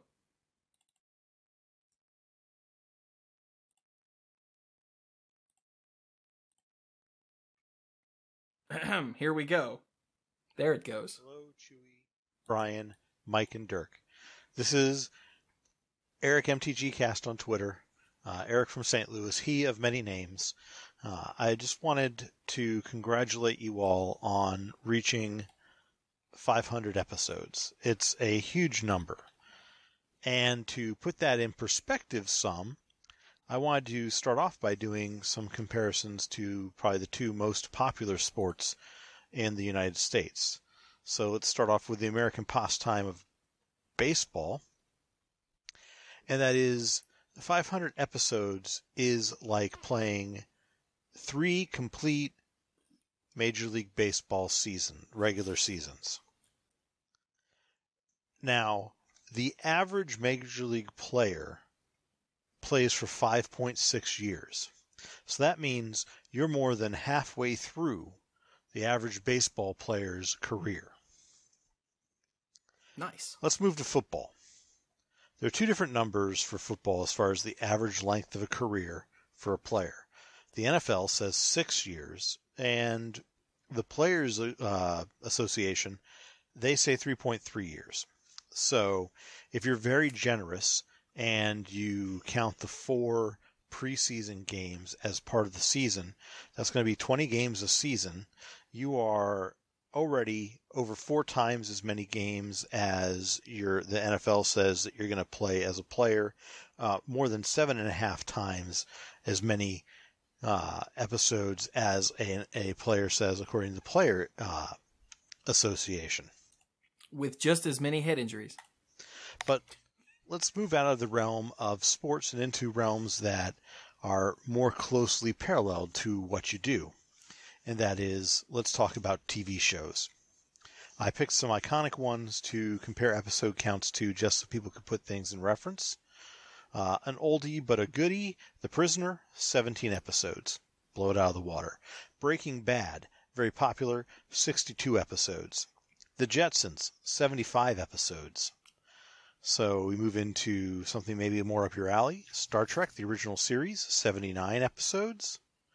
Star Trek Enterprise, 98 episodes. Animaniacs, 99 episodes. Tom and Jerry, 114 episodes. 166 episodes for the Flintstones. Star Trek Voyager, 172 episodes. Star Trek Deep Space Nine, 176 episodes. Star Trek Next Generation, 178 episodes. Wow. You look at a classic, Seinfeld, only 180 episodes. Friends, 236 episodes. Big Bang Theory. That one is at 247. They're still climbing. 264 for Frasier. 275 for Cheers, an icon. Wow. Now we're starting to get into the neighborhood of where you're at. Law and Order, the original Law and Order series, 456 episodes. That's right. There are more episodes of the Mana Pool than Law and Order. You damn right. Dung dung. Capping out at 501, The Gong Show. There are also 10 episodes of The Gong Show and the reboot, so maybe you want to count that as 511. So finally now we're talking about shows that have eclipsed you just by a little bit. The Simpsons, by Wikipedia, mind you, are on 629 episodes. It took them 23 seasons to get to their 500th episode. Gunsmoke, 635. Mr. Rogers, 898. Now, so you've done more than half of the episodes Mr. Rogers did. And then, truly icons, if you can get this high in your podcast episodes, it'll be remarkable, and just because of the sheer volume. 60 Minutes, 2,325. Wheel of Fortune, 6,000. Jeopardy, 7,000. I'm going to close it off by comparing your episodes to Star Trek. If you started off like Star Trek... Okay, wait. We're not going to beat 60 Minutes. Or just or Mr. Rogers. Okay. If you started off like Star Trek, the original series, that's 78 episodes, then you moved into Next Generation. Now you're talking another 178, so you're up to 257. You could also watch the entirety of Deep Space Nine and still not reach 500 Star Trek episodes consumed yet. That's going to be 433 total. It isn't until you get into Star Trek Voyager, which had 172 episodes, that you reach, if you finish that series, you're up to 605 episodes. So, and then you tack on Star Trek Enterprise for a total of 703 episodes, not counting the new thing that is actually on TV, but nonetheless. As you can see, 500 episodes is a monumental achievement. And I just wanted to say congratulations to you and the Dorks for pulling this off. Isn't Eric a sweetheart? That was great.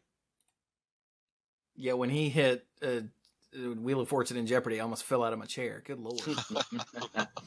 So I wonder if you go along the Star Trek timeline and ignore the animated series, which I think he did, I wonder what episode we're on right now of Voyager. I didn't watch Voyager, so it will mean nothing to me, but, it's a fun thought experiment. I wonder how many times they've run away from the Borg. Got to be quite a lot.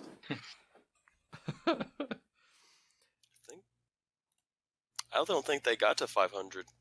No? Oh, you mean, yeah, okay. If we took all of them. Yeah, I never watched Star Trek, so. Hey, Team Spock is now following. How rare. Appropriate? Yeah. Topical. So, there we go. Like I said, that was from Eric. We're going to have to bring Eric on again sometime soon. Yeah. That was pretty Brian, good. I think you might need to turn your notepad lamp back on again. Well, I'm ready to type the answer to the question, so. Got it. Sorry. All right. So does that mean we're good to go? Jake, you good to go? Yes, I have all of your wagers. All right. You're going to send me your answers in the same manner you sent me your wagers. Okay. So without further ado, we will reveal the final Jeopardy question. This green card is part of a pair of cards which demonstrate the two halves of the climax of a recent block, each representing the act of a planeswalker. You have 30 seconds. Or until all four of you give me an answer. What was the question again? This green card is part of a pair of cards which demonstrate the two halves of the climax of a recent block, each card representing the act of a planeswalker. Copy paste that in a chat to everyone who's not currently looking at it, will you? Group chat. Yep. What? Didn't...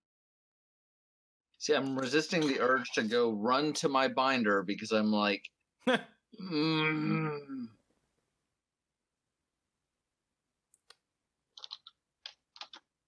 I really don't know whether this is the right name. I can see the art. Oh, I can see the art. I can tell you what it does. I can tell you how much it costs. We'll find out. Okay, tell me what it does and how much it costs, and I'll tell you the name. Deal.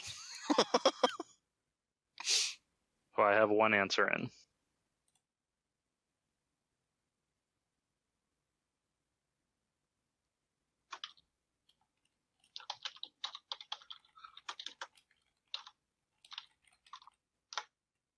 Starting to feel more confident about my answer, but who knows? I need to answer it as soon as possible.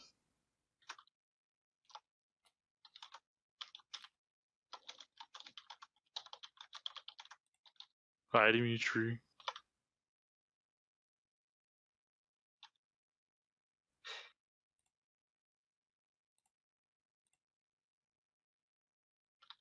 Okay. That's an answer. Chewy? What? I'm waiting on you. No, you're not. Or do you already send it? Oh, okay. Mine's I going to just missed Facebook, remember?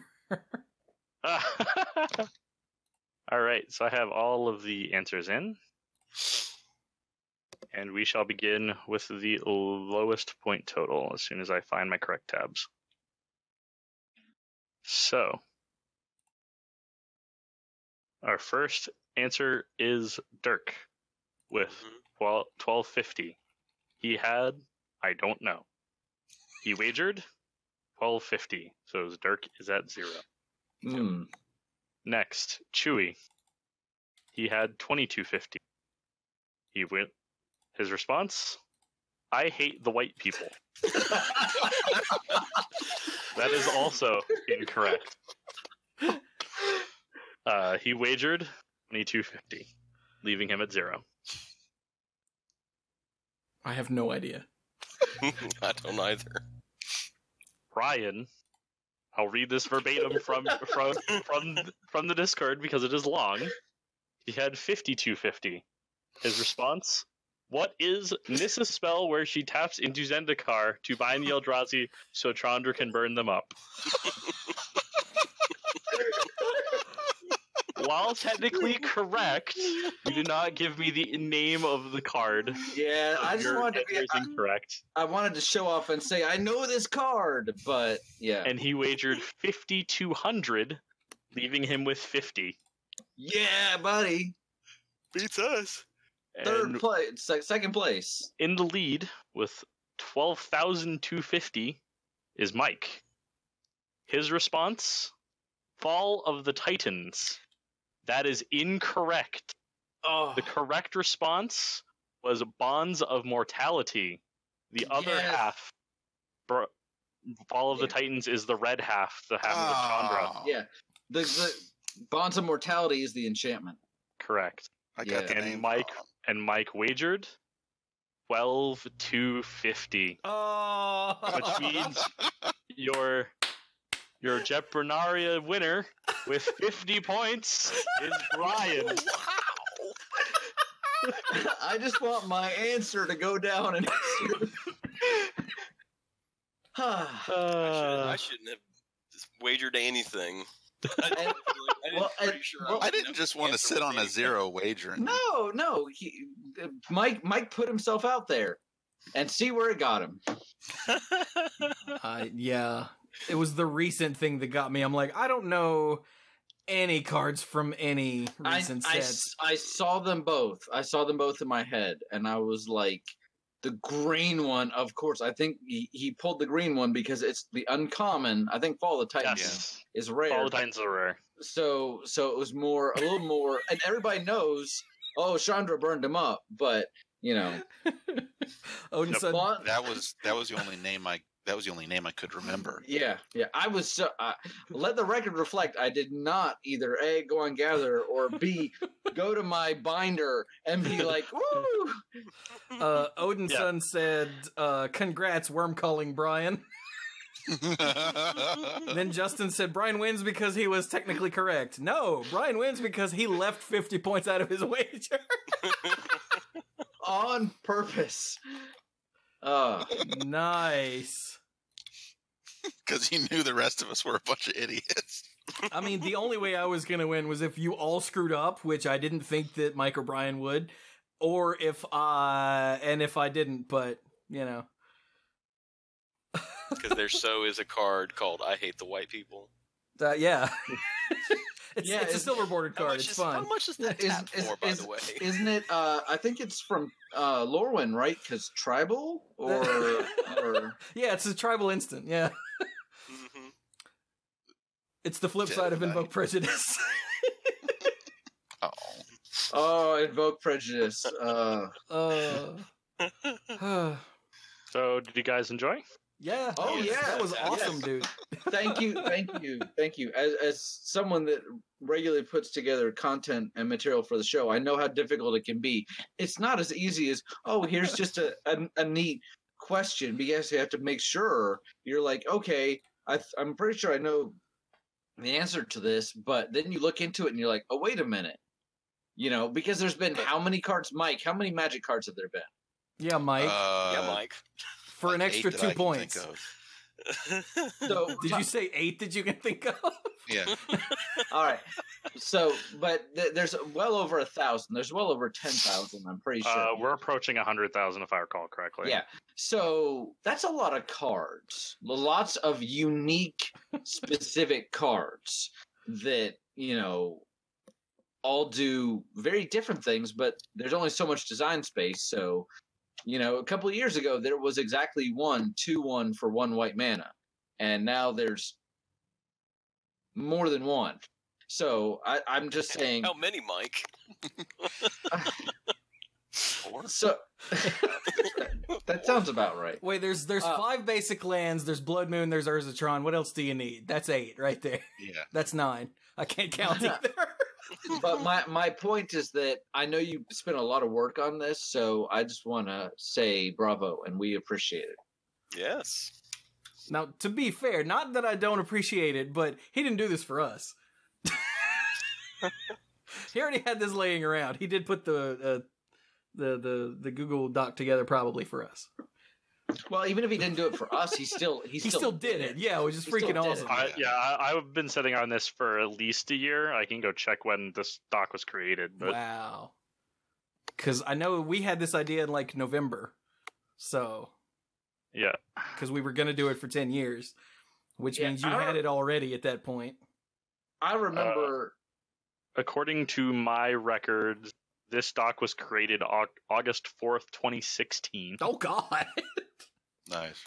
I recall doing, as I said during the episode, I recall doing a Jeopanaria parody on this show a couple of years ago. On this show a couple of years ago, and right away I started hitting questions where I'm like, da-da-da, and everybody's like, no, that's not right. And I'm like, damn it. When I found out that when we agreed that it was going to happen for 500, I immediately went back through and like read through every question and every answer to make sure they were as tight as they could be. I punted on the, on the technically it's tribal or technically it's conspiracy. Yeah, but that's a tough one. That's a tough one. That was the only one we had a question about, right? Yes, Yeah. I believe so. Yeah, that and Garrett costing 8, but the rest of the question was fine. But that ended up not mattering. Yeah, And that was more, an illustration of it than yeah. If he had turned out to cost like 9 or something, then we would have had to go. Judge. Hi, how can I help you, players? Damn it. I've been saying that all this past weekend because I was at the Star City Games in Worcester for the Modern Classic. So if you were there, hi, I was there. I was one of your judges. Which I didn't know at the time, or we'd have said it on Monday Night Magic, was the biggest Star City Classic. What was the heaviest punishment you had to? Wow. Go again. That was my mic again. What was the heaviest, weightiest punishment you had to dole out over the weekend? Surprisingly, in the face. Surprisingly, I actually only did the Classic. I was only there for Sunday, and I didn't have to hand out a game loss at all. Nice. Although they made it really easy to not hand out game losses for like course of play. So, By the way, Mike, chat seems to think you need a bookshelf behind you because the rest of us have one. But considering that's just a wall behind you, I don't think that's going to work. I mean, there are shelves. I guess I could have like sat on the floor in front of my CD tower or something. But, Books. Oh man, so that was fun. That was fun. That was awesome. That was cool. Fun. Yeah, Jake, dude, thank you so much. Not a problem. You have now made up for making me hate World of Warcraft. Well, that was good. I mean, Look not at that it was your fault. I just hated Yeah, it. So he didn't make World of Warcraft. No, I did because I accidentally screwed up our leveling curve and made us grind for like 6 levels. Oh, I was watching, so I'm just saying that it's not Yeah, like you. I still hated you it. made the Yeah. game, so. Yeah, no, but the thing was, I definitely screwed up World of Warcraft because I screwed up our leveling curve and missed a few quests, which caused us to have to grind for several levels. Everybody loves grinding, right? Mm-hmm. Yeah. oh, okay. Damashu figured it out. Episode 63 of Voyager is the 500 Star Trek episode, so it's before and after. Is that one of the time travel ones?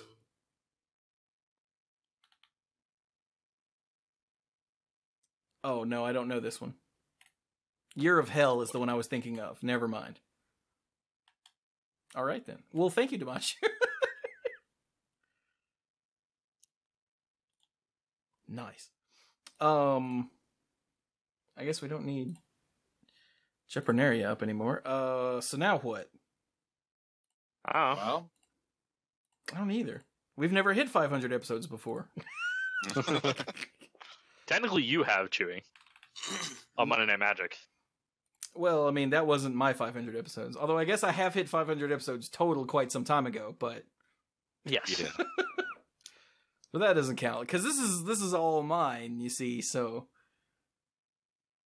whereas the other one, I sort of was the third one because first it was I'd Tom say and you were the Gavin. Al.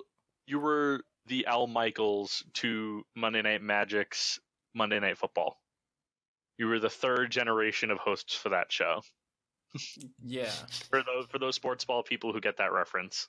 I mean, I know who Al Michaels is, but I didn't realize that he was third. But so yeah, because it was Dom, Tom, and Gavin, and then it was Tom and everybody, and then it was me and, There's my mic and again. Jack and whoever else. Now it's the core of me and Bill and Clues. It was who was it besides you and Jack? Just whoever was around. It was weird. Yeah, because I know you had Lansdale a bunch of times early on. Yeah, Because Jack was doing a show with Lansdale at the time. sort of. Were they? Yes, they were doing Horror Notions. Jack wasn't on Horde of Notions. Yes, he was. oh snap! It was Lansdale, Jack, Adina, and Noyan. No, that was Will Blondin. No. Will came after Jack stepped away from that show. Oh, really? Yes. Huh. Okay. I used to listen to it back then too, so that's weird. Yeah, that's why I started listening to MTG Cast was Horde of Notion. And then I eventually found the Mana Pool and Monday Night Magic. And those are the only two shows I still listen to on a regular basis on MTG Cast, because the other shows I really enjoyed, like Our Avant-Garde Show, are no longer, a thing. If you know Brian Prilliman, though, be sure to bring up Avant-Garde Show to him every time you speak to him. I totally forgot to do that when I was on his sub-team at GP Providence. You're fired. Although he did introduce himself as a criminal in his speech, which was amazing. That's great. That's wonderful. Well, he didn't explicitly say he was a criminal. He's like, yeah, so if you heard about the spanning of the Southeast judges, I was one of those judges. Oh, wait a minute.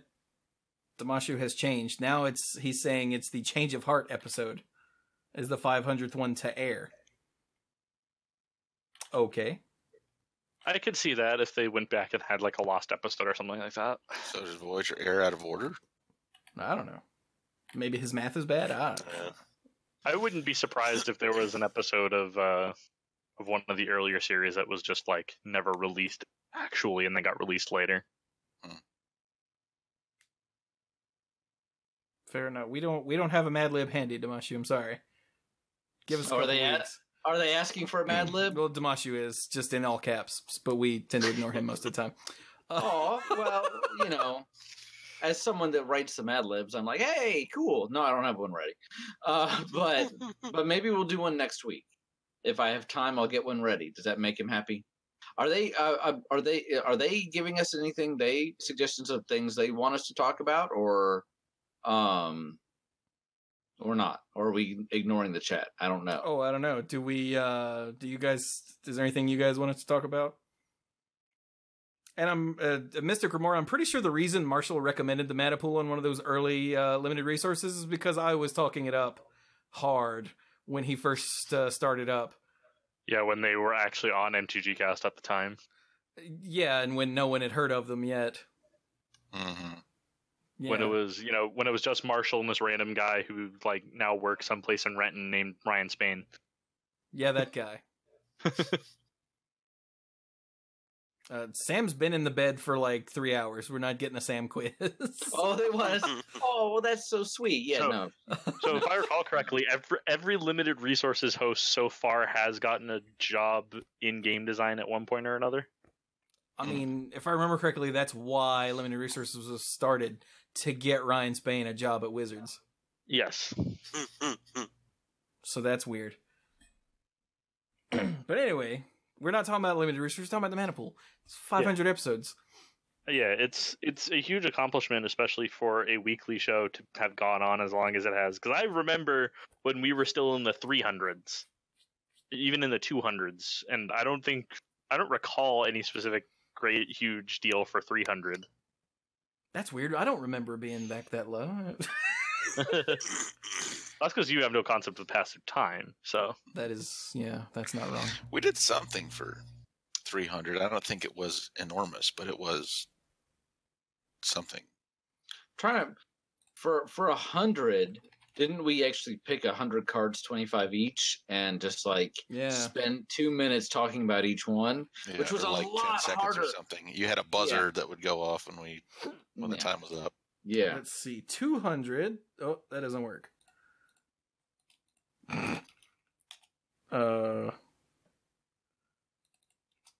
Okay, hang on. I have to do it over here in the search bar. Episode 200. Episode 200 was Blame It on the Listeners.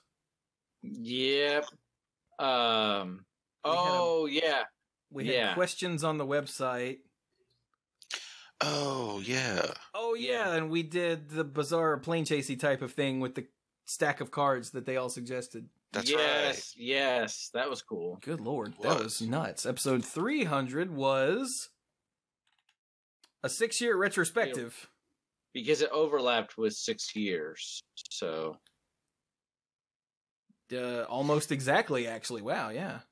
And was that when you'd gone through and, like, written up a spreadsheet of the facts and figures from how the show had been running up to that point?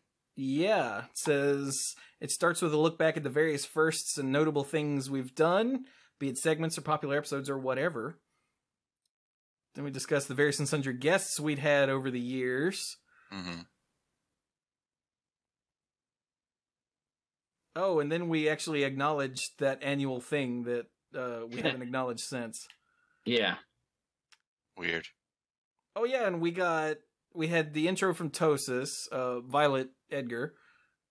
We had a clip from Kilroy from the Proto Men.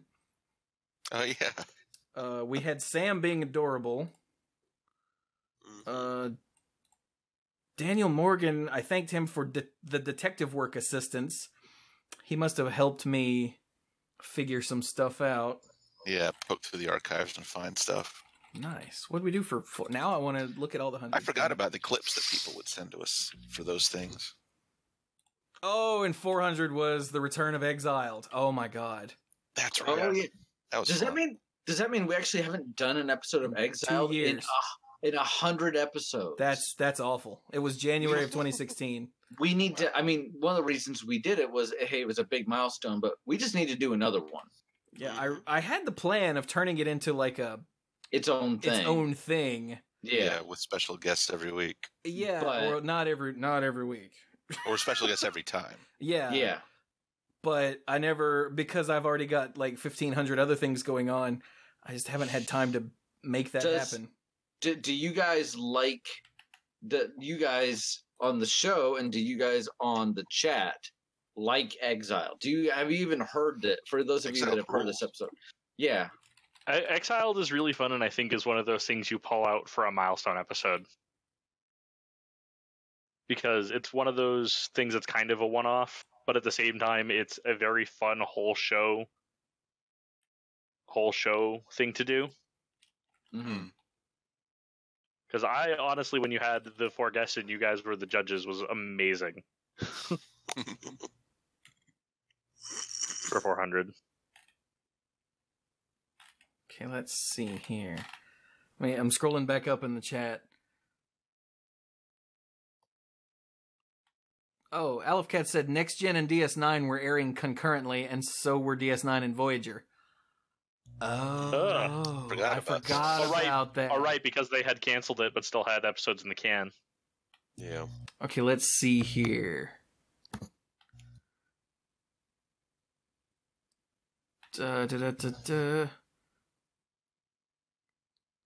Did not have crazy stories of having to upload Marshall's limited resources set reviews. Oh dear God, that was a nightmare.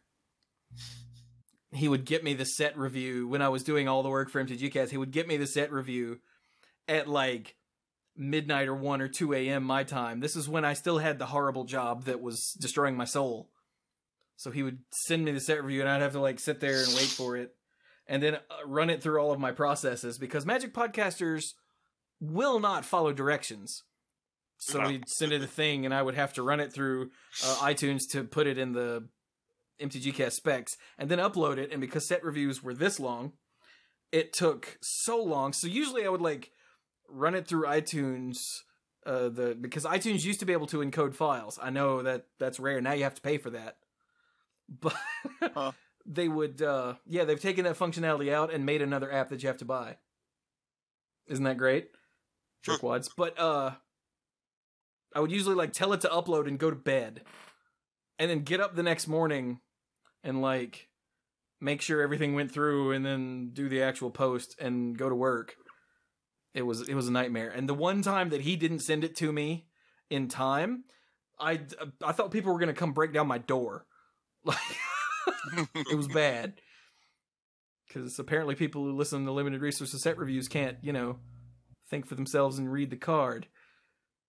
But anyway, why did you start the mana pool?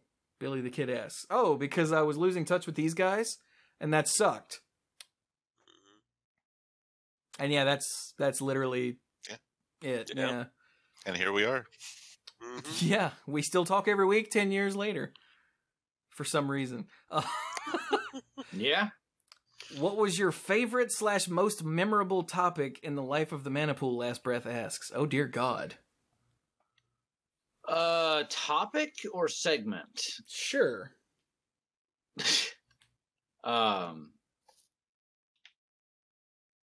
really love Brian's semi-annual thing of turn magic cards from create magic cards from some other media. Mm-hmm. Yeah. I always really look forward to those. That's been pretty cool. I've always enjoyed story circles just because they're very interactive. Yeah. I've also enjoyed the other crossover episodes the Mana Pool has had, such as the School of Movies crossover. Oh my God, that was so much fun. But then I was busy fanboying, so it was kind of... I don't know if it was fun for everyone else. I had a blast. I didn't care.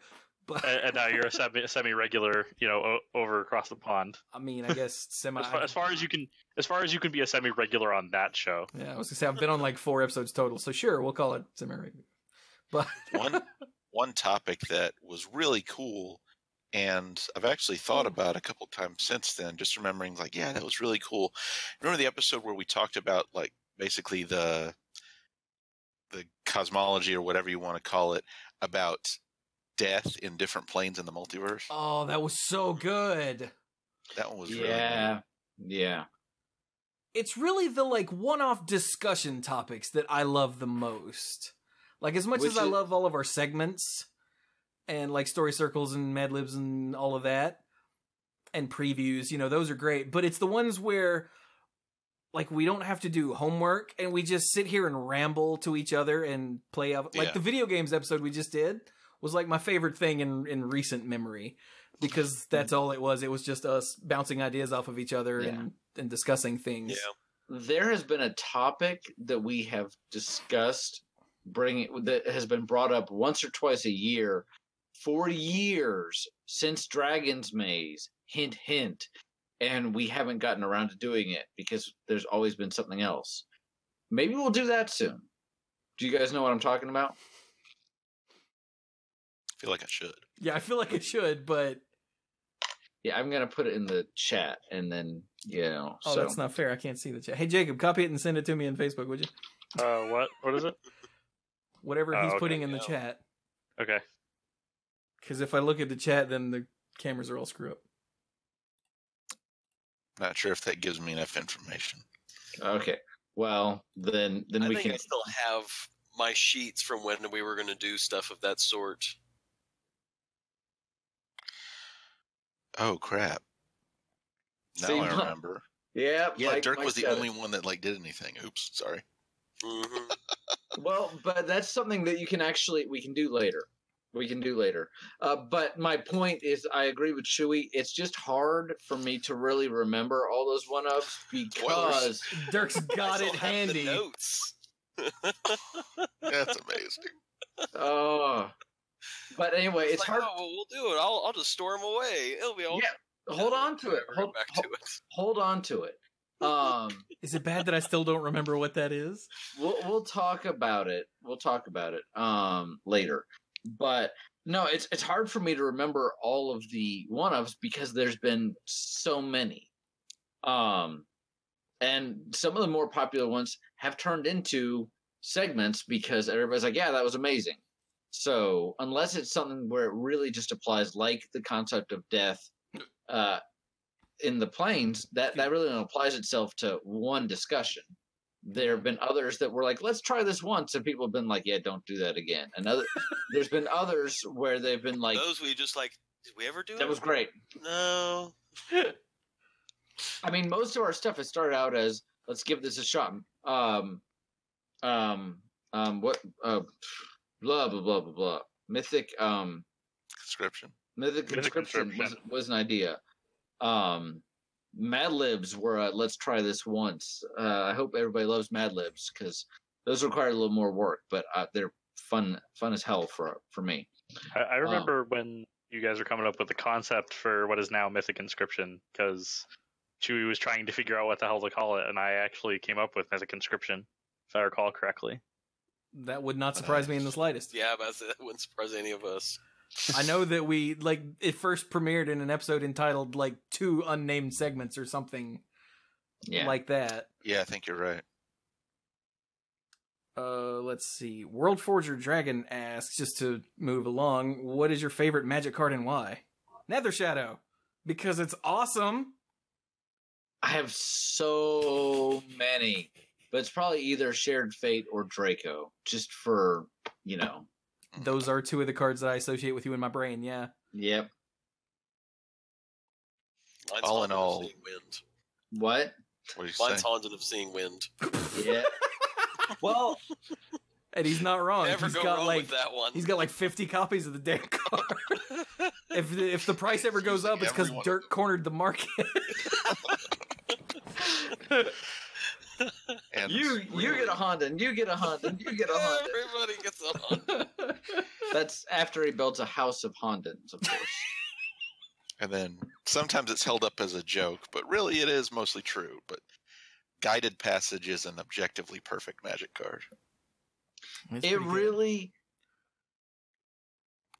I love the politics involved. I love the sense of almost team play in some situations where it's like, I want to give you good things so that you have answers to these other things, or in some of your decks, like one in particular, I'm like, there are no good answers to give Mike, as far as I'm concerned, because I am terrified of all these things. So, and it's in a really awesome 3-color combination. Is that Teamer? Yeah. Mm-hmm. Yeah. Okay, let's see here. Draconic says, what if each dork did Sam Quiz versus the rest of the dorks? And Stark goes, all right, it's 2 in a raindrop. Yeah, Mike, it's not as cute when you do it. It's just weird.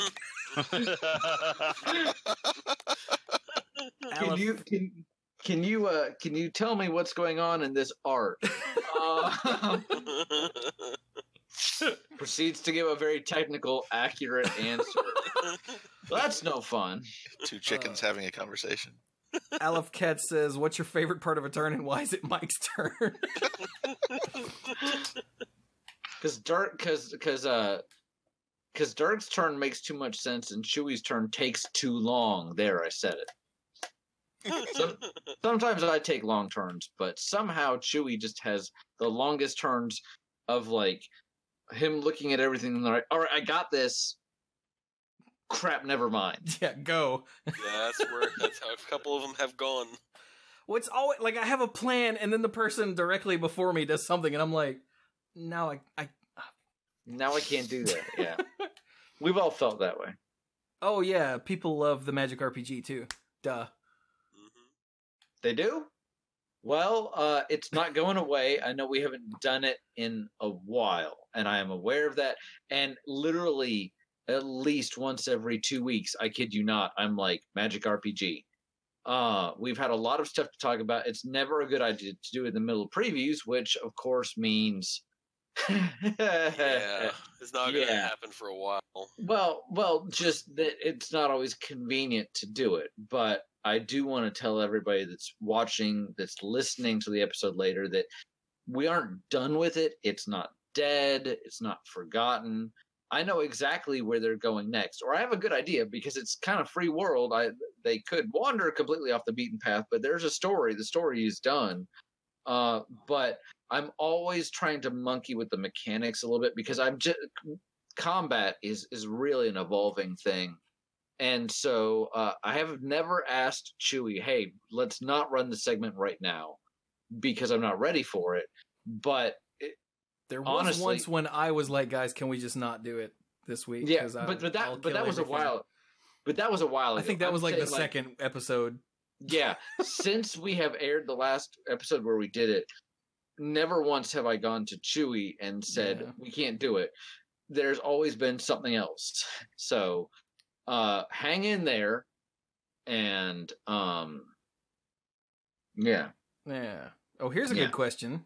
Billy the Kid says, what has been the hardest part of the podcast? Previously, everything. Yeah.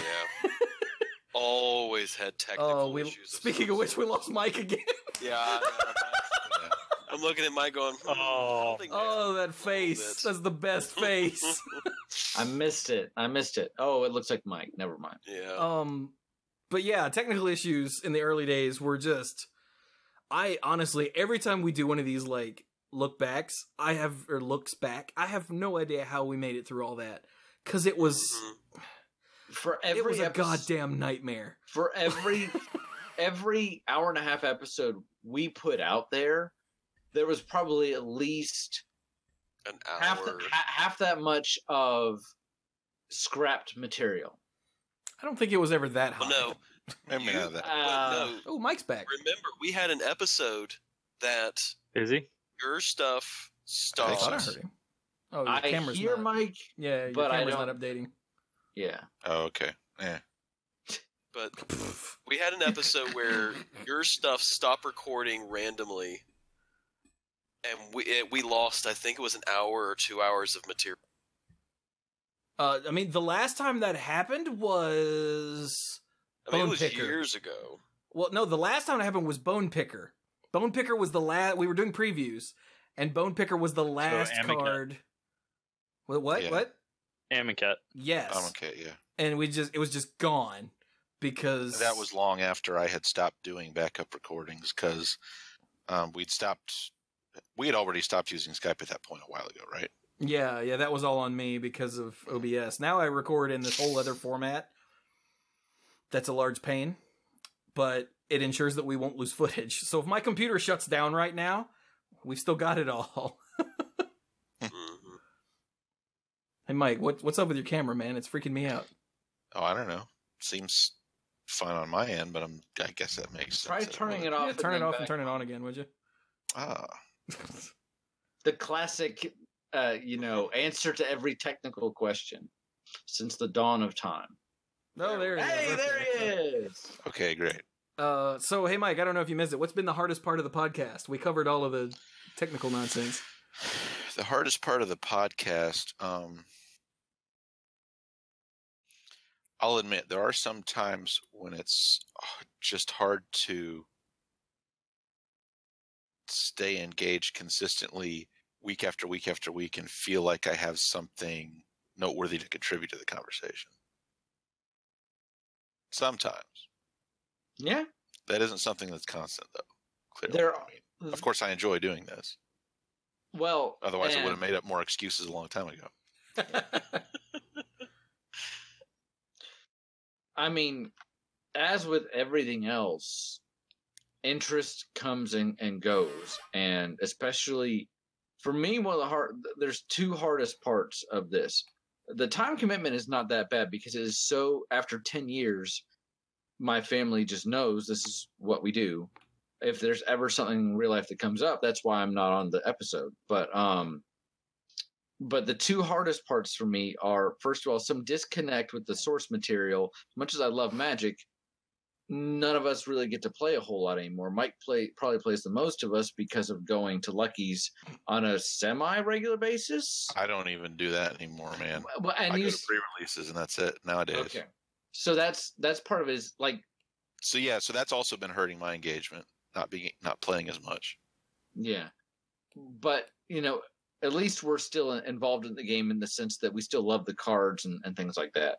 The other hardest part for me is some of the segments. I don't want to say are too much work because we don't give Chewy enough credit. Chewy, we're sitting here and we're all talking, and then we leave and go to bed, and then Chewy, edits the episodes, uploads the episodes, makes the little title cards and the descriptions, and does this and this and this and this. So when I say, work put into the segments, I don't want to sound like what I do or what Mike does or anybody does. It's more than Chewy because it's not. But sometimes just the work where I'm sitting there, I'm like trying to make a Mad Lib work, and I'm like, I don't know how to finish this. The Magic RPG has been a huge undertaking, so that's one. But some of the stuff we do just to get ready for it is tough, and just takes some time to get into it. And usually, that's why some of the episodes where we get in and it's just a random conversation feels so great because we don't have to do all that work ahead of time. But I do think some of the episodes where we do put in the work ahead of time also have a payoff. But it can be hard to keep that level going week after week. Mm-hmm. So, yeah, I definitely agree with them that it's hard whenever you're trying to do this and not pull life and stress and all that on to the podcast, because there definitely have been times where I would have had a really crappy day, or there was just so much stuff going on that week that it was like, oh my gosh, I just want to take a week off.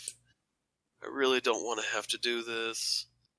But once I'm here, I'm fine. But there definitely are weeks where it definitely feels like there is just way too much stuff going on. yeah. And then it's like, oh yeah, it's Thursday night. Oh my gosh, I got too much stuff to do. Means that I can't go down and watch TV with Carrie. She's certainly going to be in bed by the time I'm done. Means I can't do other work that I need to do. And there are times where I'm just like, I just don't know if I feel like doing this. But I'm with Dark, where very rarely do I walk away from the podcast going, yeah, I didn't really need to be a part of that, or I don't feel better now than I did going in. Agreed. I'll give you all tons of credit because I'll even admit readily right now that I don't listen to the show every week, and I can only imagine what it has to be like when you have to show up and do the podcast. Oh, I don't listen to the episode ever. But yeah. But you get my point. I don't either. Yeah. As someone who's not involved with the podcast, I can't be bothered sometimes to listen to the podcast, but you have to be here. You have to do it, even if you don't actually listen to it in the end. I mean, no one has to do it. We just get Oh. so such and such is going to be here. Oh, and there's some things that we don't want to do without all four of us. Yeah. So it's like, oh, well, Dirk's not going to be here this week. Crap, we got to come up with something different because we can't do that without Dirk. Because Dirk is Dirk, and we need Dirk for that. Yeah. There was some topic we were covering a while ago. It wasn't a segment, a regular segment like a Mythic Conscription or anything where, okay, we have to have Dirk because we just have to have him. It was some topic. I can't remember what it was, but we all knew that having Dirk there would make or break it. So we put it off at least 1 week, if not 2, because he had to go off to Orlando or something. Was he on a boat? I think he was on a boat. It might have been on a boat. I think I remember what you're talking about. Yeah, we might have put it off twice, but I can't remember what it was right now. It's because we've already done it, so we don't need to anymore. Yeah. Let's see. Chat is reminding us of our flavor fights. Oh, yeah. And with all the weird names that we've come up with that. It has a different name every time, which is kind of the point. At this point, it wasn't supposed to be, but after the first episode, we didn't remember for the second one. So then it kind of became well, we can't use that name again. So Was it American Ninja Karate Ultimate Street Ultimate Cat Fight Arena Final That's Turbo Edition? You know, Alpha. Alpha. Let's see. And it changed every time we said it too. Mm-hmm. Oh. Sometimes within the confines of a single episode. They also really want me to say sword. I don't know why. I have because I have a sword. Hey, Mike. I have a sword. Nice. Did you see my sword? I have a sword. What's the other thing you're supposed to say? Char? Char. Char. Yeah, there's been all kinds of char in the chat thread. That's a relatively new one, but people have latched onto it pretty well. I like it. Oh, So- the other guys in the car with Magnus think that Brian sounds like Stephen Colbert, so that's a thing. See, and because no, you can't really ever hear your own voice. It sounds completely different in your head. That anytime I hear, and I've heard other people say this, but literally, I hear my own voice in a recording. I hate it. I'm like, this is what people hear when I'm talking? This is crazy. How does any judge take me seriously? Maybe that explains a thing or two. But I do not like my my voice. And Al cheered bits and said char and sword.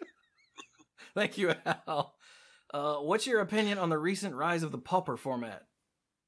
I mean, more formats is cool, yeah. And pauper is already a thing. It's not like some jackass is trying to make up a new thing. This is going to be the next big thing now. I will abstain as a staunchly competitive player because I think it's the worst thing to happen to competitive Magic. Pauper? Yes. Really? What? I mean, Why pauper is kind of broken. It's competitively broken as hell, and B, it is like absolutely trashing the secondary market. So that's also a thing, yeah. I mean, commons that are big and pauper are already busted in price on Magic Online. So once it goes paper, is Oubliette is a $37 common. Mike, The trade black solos, O-ring. man. I know you got some. Sell them. Hey, I don't know. I don't know if I have any Oblates. I have plenty of Kumbaj witches. Yeah. do. And we've all got plenty of the Onslaught stuff. Onslaught block stuff. Let me ask a question to the chat, and maybe I just need to join the Twitch. Where's the link for that? Because I'm curious. Hear you. What? Well, no, I mean, sure I know, but I'm just so Chewy doesn't have to relay everything to me. But that's all right. So the char obviously came from the Mad Libs Have Consequences episode, where the Mad Lib led into a story circle where the guys' choices were mandatory Not a story circle, a design exercise. Or the design exercise. That's right, making the set. Thank you. But we could do that with like a story circle where you were picking out cards whether you knew it or not. Did people like that? That's my question, because I know we got a decent amount of response. Oh, but the I Mad think Lib thing. the Mad Lib, the Mad Lib has consequences episode. Did people like that? Because a lot of the response I've gotten has been positive, but I think right now we probably have a decent sized audience. So In real time, yeah, polling. So while they answer that, let's see. Roger Ivan, he says, "Don't you listen at 1.5 speed for editing?" I don't edit the podcast, man. I listen to the odds and ends at 1.5 speed while I'm playing Hearthstone or Heroes of the Storm, so I can make sure that we didn't screw up and give out personal information and keep like the stuff that the people that get odds and ends, the Patreon tier see, just little notes of what we talked about. My recollection on Chewie's quote-unquote editing style is to open it up, run all the things that make life easy for, silence truncation and all that, and then save post. Yeah, I mean, it's gotten more complicated since I've switched to recording format, but the actual content editing is noise reduction, levelator, silence truncation, and if there's some sort of flub, because I hate editing audio so much, if there's some sort of error, like when Brian swore on that episode Cap was on, and Cap was so happy that it wasn't him, I've learned over the years to stop the recording right there and start a new file, so I don't have to jot down time stamps or remember to go find it or all that. It's just, nope, it's at the end of that file, here's a new one, go. Because I've always hated editing audio for content. I just hate it. That's why all of Brian's and Dirk's, nope, they're there. And when Brian goes, nope, you're listening to it, because I'm not going to take the time to cut that out, because it's not worth... in a 2-hour episode, it would take me 6 hours to get through all that just to make it sound this much better, and I don't... Nah. Yeah, I just recorded a 45... I just started recording a podcast for my robotics competition, and we did a 45-minute episode is what it came out to, and I at least spent an hour and a half editing that thing, because there were so many flaws. Granted, it was the first episode, so everyone's slobbing left and right, but...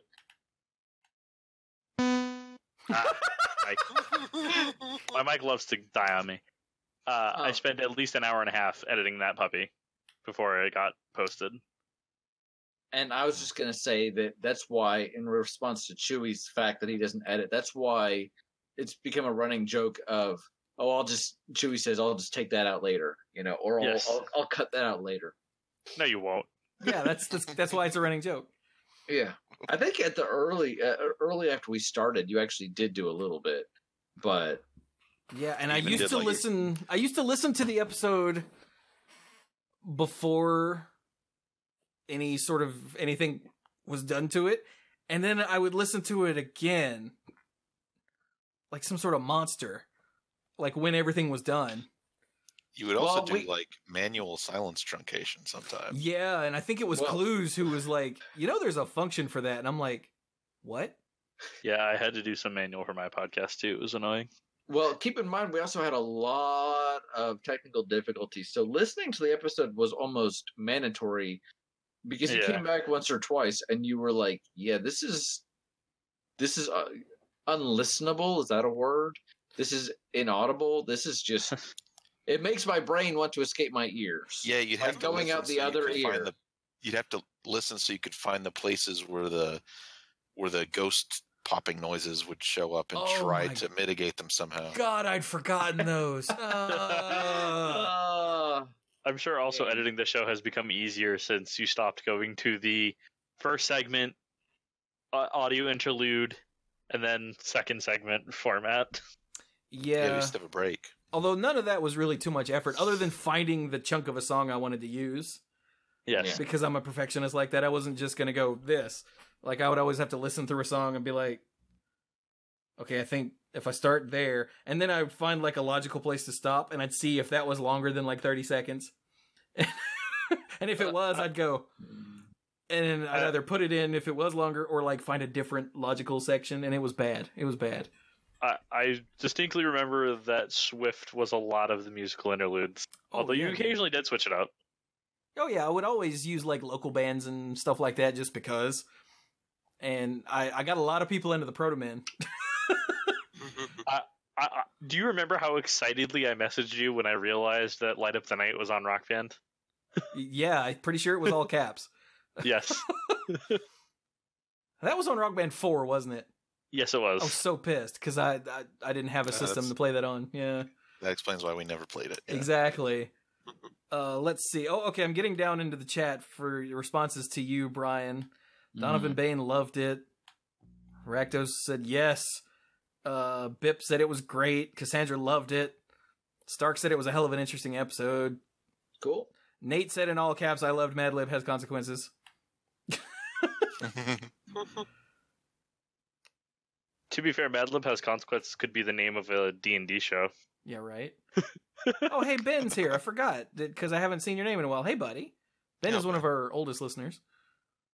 I actually got to meet him and Tosis in Washington, D.C.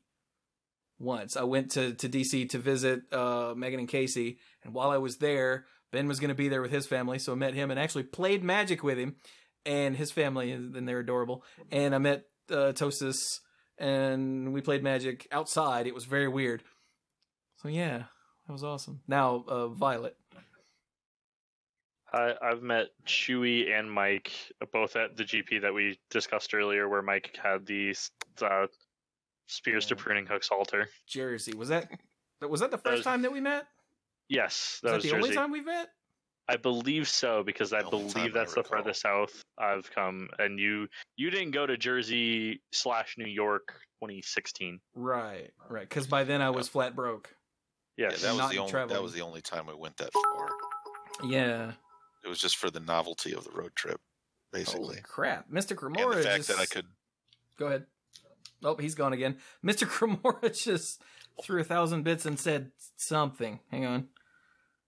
I'm just looking for someone to midnight ritual with. That's hot. Who? Isn't that so yeah, Mike will be back in a minute. Yeah, I was actually talking about this with Steph a couple nights ago. All right. Oh, Mike's back. I have been to so many of the biggest GP ever. We were at the original Charlotte, which was the biggest GP ever. Right. At like 2,400 or whatever it was, or was it 4,000? I actually, no, that one was the 20-something. I actually just looked this up while talking to her. I was at Vegas, which I think is still the biggest GP ever, technically. Yes, it is the largest one-part GP ever. Right. Okay. It ended up getting split into 4 events internally, but was still one huge 5,000 player event. I was at Richmond, which was a modern event, which was the biggest modern event at the time and might still be. And then that Jersey GP that Mike and I went all the way up to was also massively huge. That was like a 2,200 player legacy GP. Yeah. Yeah, which at the time was unheard of. Yeah. So, yeah. Yeah, part of it was because it was so easy to build the awesome decks that were in the format. Yeah, because everyone had access to the actually 8 mana, but really 1 mana Ancestral Recall. Yeah. Because Treasure Cruise was still legal at that time. Yeah, I went there and I was playing Blue Red Delver, because it was, lands, force, and a bunch of random commons and uncommons. Okay, I'm still finding more responses to the Mad Libs thing. Gloppy Rock says, it was interesting. Not sure if it would work if they knew what was going on, though. And that's a good point. It's going to be hard to catch us with something like that again. Yeah, I have to, You just have to spring it on them. Yeah. Which, every time I'll do a Mad Lib now, they're going to be like, huh. So I'll have to wait like another 15 years. Although I will admit it was interesting that Chewy knew because of necessity for, hey, let's, do you like this idea? Yeah. So what happened then was that I would message him, hey, the next thing that I'm going to ask for, because he wanted to remain as out of it as possible so that it would be as random as possible, he wouldn't answer. So everything that actually... It'd be our fault. Yes, basically. Yeah. Fading. Draconic asks, has Brian ever met Clues? I don't know. Yes. Yes, because I would 'cause go to Atomic Empire every now and then. And also, weren't you here when we did the lead up to the Kickstarter? When we all were here live streaming? Were you here for that? I don't think I was. Okay. But I think Brian was the only dork who wasn't at that session, if I recall correctly. Yeah. But I have definitely met Clues many times before. I haven't seen him since he moved. Well, because he's in Michigan now, so yeah. Well, yeah. Because that was the first time you live streamed anything at the house, and I believe the only time you've ever actually streamed Magic on the channel besides Magic Duels. Yeah, I'm working on that. Because now we've got this whole area right here, and I can move the camera over there, and we can get a look down, and so Mike and I can do that. It's just a matter of getting and also eventually Arena. Oh yeah, I can't wait for Arena to come out. There was another time when Chewie and I streamed Magic. You remember when we had that setup where the webcam draft was hanging? Oh yes, I remember that. The webcam was hanging from a broomstick. Yeah. High tech stuff. Yeah. Hey, Dark, you still awake? A little bit. I mean, I'm impressed. I am genuinely impressed. You're usually in bed like... Because we're coming up on a total of 3 hours ago. 30 minutes ago. At least. Because we're coming up on almost 3 hours of doing this. I caught up on the chat. Cool. Okay, Mr. Cremora, this is a good question. He said, wasn't the first time you met Clues the time you top 8'd that PTQ? No, that was the second time I met Clues.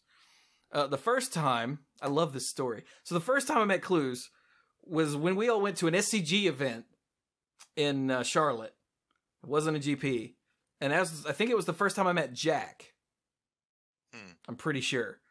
Yeah. And there was this woman, because I'm a terrible person, but there was this woman who was very attractive who was walking around, and every time she would walk past my field of vision, I would, because she was just gorgeous, and she was wearing like thigh high socks and a skirt, so my eye was just, and so we were all sitting around playing Magic, and all of a sudden there's a judge standing over here, and I think it was Jack he was talking to, and they pointed at me, and Jack goes, yeah, and he walked over to me, and standing behind him was this woman that I had been watching all day, and I was like, oh no, what have I done? Have I made her uncomfortable or something? Oh God. And it was Clues, and he's like, hey, I listened to your show. I just wanted to come say hi, because he was a Monday Night Magic listener. And he's like, this is my wife. And I'm like... And she was, they're so cute. I love them to death. But it was just like... Oh, okay. I thought I was in some kind of trouble. And so, yeah, it was, yeah. I'm just impressed you didn't have any slip of the tongue. Like, oh...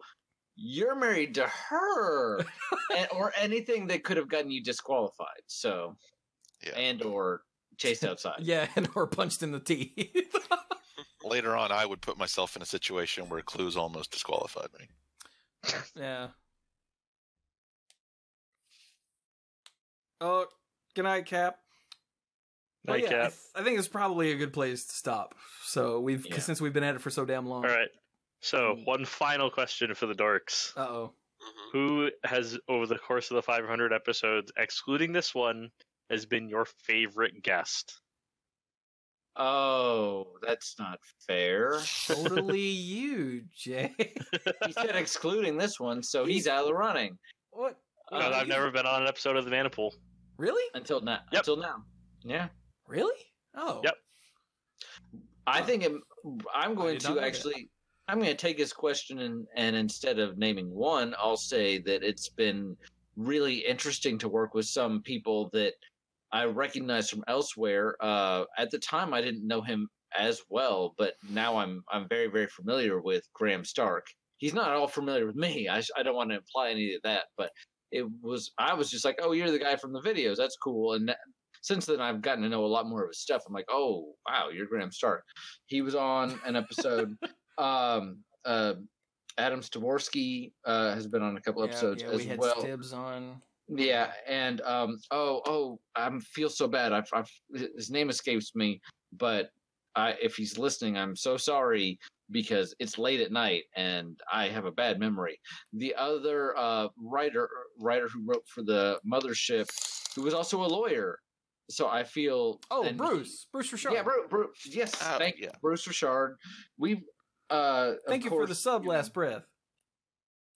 Sorry, keep going. I've named 3, but we have had so many people on over the last 10 years.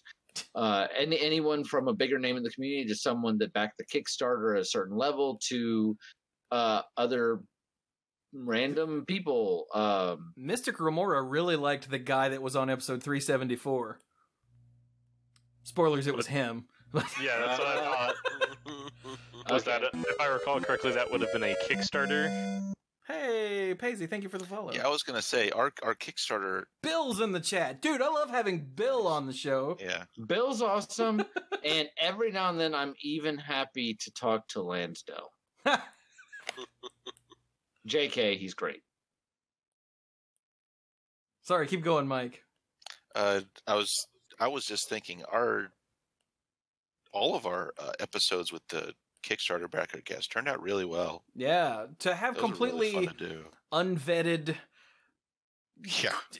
you could be anybody thing. It went pretty well. Yeah. I always enjoy like all the people that I now consider friends. Lansdale. I've always enjoyed Lansdale being on the show. Prilliman, of course, and Christian from Avant Card Show. Remember, Avant Card Show. Every time you see Brian Prilliman, he will love you forever, or throw you out. Hi, Brian. I was a listener of Avant Card Show. Get out. But I'm judging this event. Get out. Get out. Let's see. Oh, yeah, any complaints you have, send to Jack at mtgcast.com. Yeah, Eric is always good. We've got to get him on again soon. We probably will. Yeah. I've made references to people in my LGS who have really long last names by calling them, insert first name of the long last name. Nice. I'm going to flip your question around. Who do people want us to have on the show? And keep in mind, we have no pull whatsoever. Yeah. And we will never get Mark Rosewater. So stop. But I'm curious. I'm 100% in favor of bringing back Alex Shaw. Yeah, the problem is with Alex Shaw is that he has no magic. Yeah. Information or experience, so it would have to be like I had to work to get Alex Shaw on here. I think if the movie actually is a real thing that actually does happen at some point, Alex will be perfect. Oh yeah, we're bringing him on straight up. No question. We also had to make like some unusual scheduling accommodations for that one. Yeah, that's true because you're British time zone. Mm-hmm. Yeah, we had to I think Dirk wasn't on that episode, and I think didn't we do it on a Saturday? Yeah, because we did it on a Saturday night. Yeah. Oh, dude! Speaking of timing accommodations and how that can mess us up, morning. Mike Okuhara, that episode. Don't you love him? Was fantastic. Yes. I love Mike Okuhara. Really great episode. Yes. Let's see here. Alfcat wants us to have Chewie on the show. Yeah, screw that guy. De-Infiltrator likes Prilliman, of course. You have to, because he's awesome. Prilliman is never a bad choice. I would love to get Gavin Verhey on the show, but I can't even get him to come back to Monday Night Magic. Yeah. So I kind of doubt we're going to manage to get him on the show. I mean, I'm glad in general that Wizards has opened up a little bit more, but it's still a tightly guarded fortress over there. Gloppy Rock says Flores for the comedy. Gloppy, get out. Thank you for the bits, by the way, but get out. Is instant a tribe? Die in a fire. I was just thinking that. Yeah, Graham Stark, like Brian said, was really cool to have on the show. I don't know if we'd be able to get them now. They're like twice as busy as they were back then. Mm-hmm. And they were busy then, so yeah. Yeah, but now I think they've got the Patreon and everything. It's like their job for realsies. Yeah. Which I don't know if it totally was before, but now it definitely is. We'll have to look into that. let's see here. Oh, dude, no, we didn't have Wedge on the show. That was Monday Night Magic. Yep. Yeah, we didn't have him on the show. We might want to try to get Wedge on the show. You've only had Clues on here a couple times, right? I probably On the mana pool? Yeah, maybe just 2 or 3. Maybe not even 3. Then we have Laura by Spr. Oh yeah, we brought Laura on. And was Spruik just on that one or also on another one? That I don't remember. Oh, I love Bill. He's a good guy. Spruik.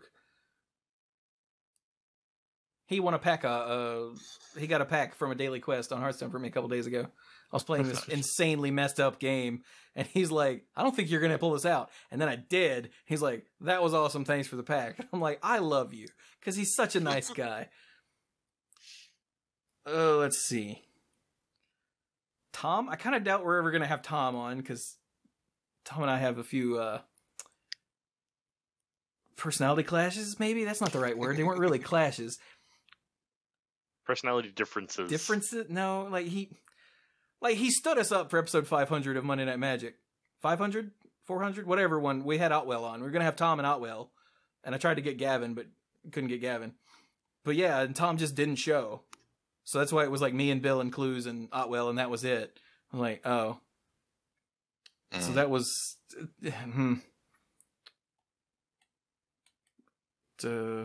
LSV? I don't know what we would have LSV on to talk about.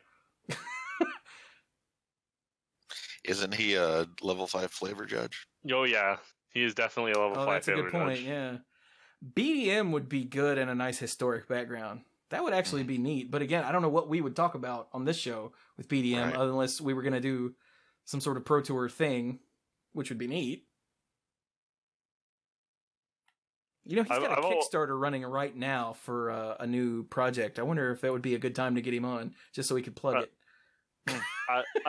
I've always considered like something that would probably be a good show for the Mana Pool would be like evolving from, you know, the kitchen table or, you know, the F&M table to the next level. Would you want to try to get a magic artist on the show? Ooh. I don't know. Possibly, but again, there's not much. We'd have to figure out what to talk about. Yeah, we would have to like shape an episode around that. There's the professor. We could probably get the professor. Megan and Maria would be fun. We had Maria on an episode of Monday Night Magic, like way back when they were first starting off, and she was a sweetheart. They've done so much. That's incredibly impressive what they've been able to accomplish. Yes. Yeah. I agree with Mike. LSV on what's it like to take GPs away from Star City Games. Oh. Squee wants us to get Rich Hagen. I agree. That would be so much fun. And it wouldn't even matter what we have him on for. Just here, read this dictionary. Thank you. No. Rich, what do you want? Rich, I don't even have something that we want to talk about. What do you want to talk about? Right? Like, I used to listen to the Rich Hagen's audio coverage podcasts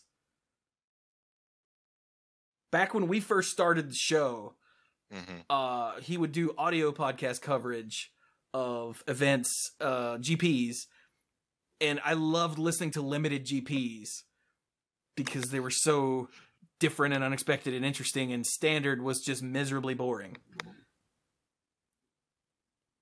So yeah. Ymir Magog says, I think Jimmy Wong and or Josh Lee Kwai from the Command Zone would be good to have on. Yeah, they actually just hit 200 episodes sometime right now, because in the same split-second episode that Jeremy Knoll gave us a shout-out, I gave them one too, so they've only got 300 to do to catch up. But we had Jimmy on Monday Night Magic once way back too.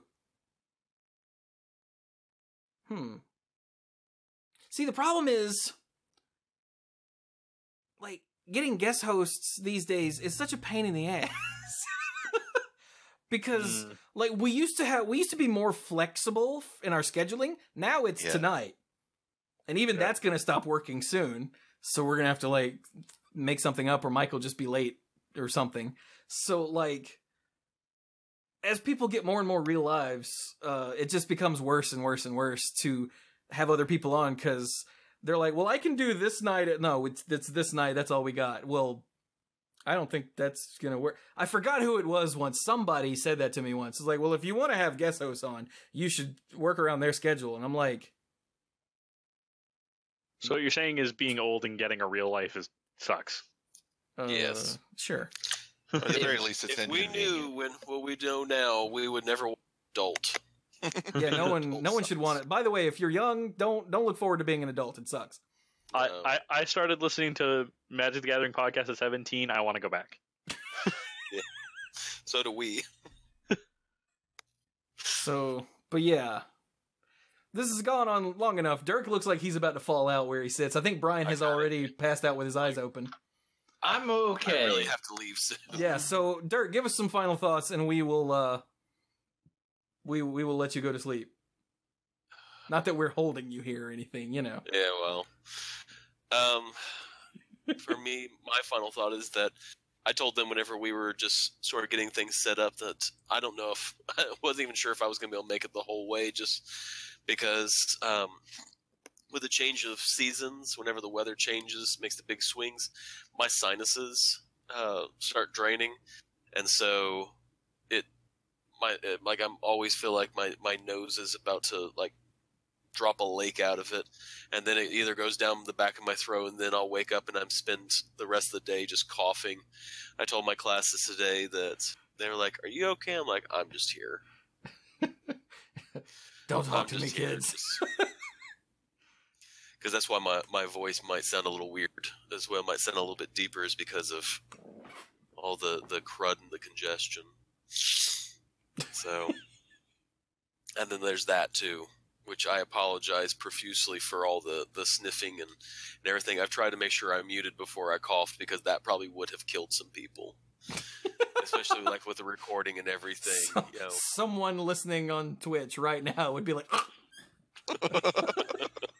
it's just blood coming out of the headphones. Anyway, that was gross.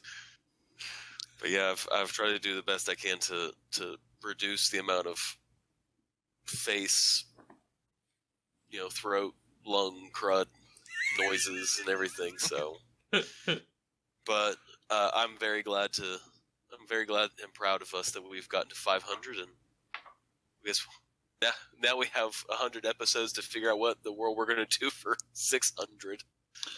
All right, we'll have a meeting about that on Tuesday. Yeah.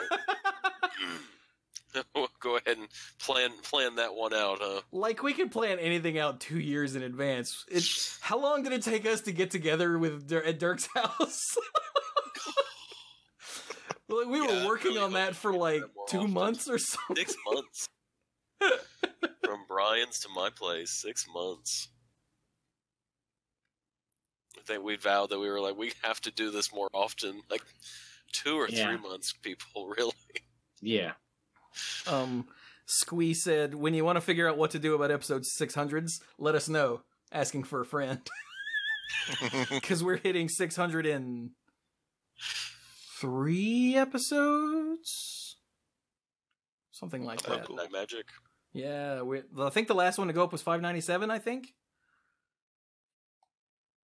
Oh, also, you guys, I'm the Dork pointed out, just remember, growing old is mandatory. Growing up is optional. That's the motto of this podcast. Beats the alternative. Yeah. All right. Well, with that, gentlemen, I really do have to go to bed. And good night, All right. Dirk. Good night, Dirk. Good night, everybody. Tell Chelsea thanks for the cameos. I will. Oh, no. Yeah, that's what I was thinking. The scenes are all messed up. about that. Yeah. Why do you think Dirk didn't leave like an hour ago? He's a sweetheart. Yeah. Okay, then. I guess do you want to just make a scene of what you can see in your Discord now, since it doesn't matter as much? Oh, hey, that's a good point. I mean, you don't need a You don't need board to- or anything. Yeah. Right. Let's see. Window capture. Just this one. Okay. Hey! Look at that. Just ignore this right here. That's Jake. And as soon as I'm done, and here's a hint, I'm not gonna be up much longer. It's gonna get wonky again anyway. Well, then go for it, Brian. I have vowed that I'm gonna start when I have an idea for a final thought. I'm gonna write it down. Just to interrupt real quick. Yes, Evan, that is a stocking next to Mike. That's like the third time he's mentioned it.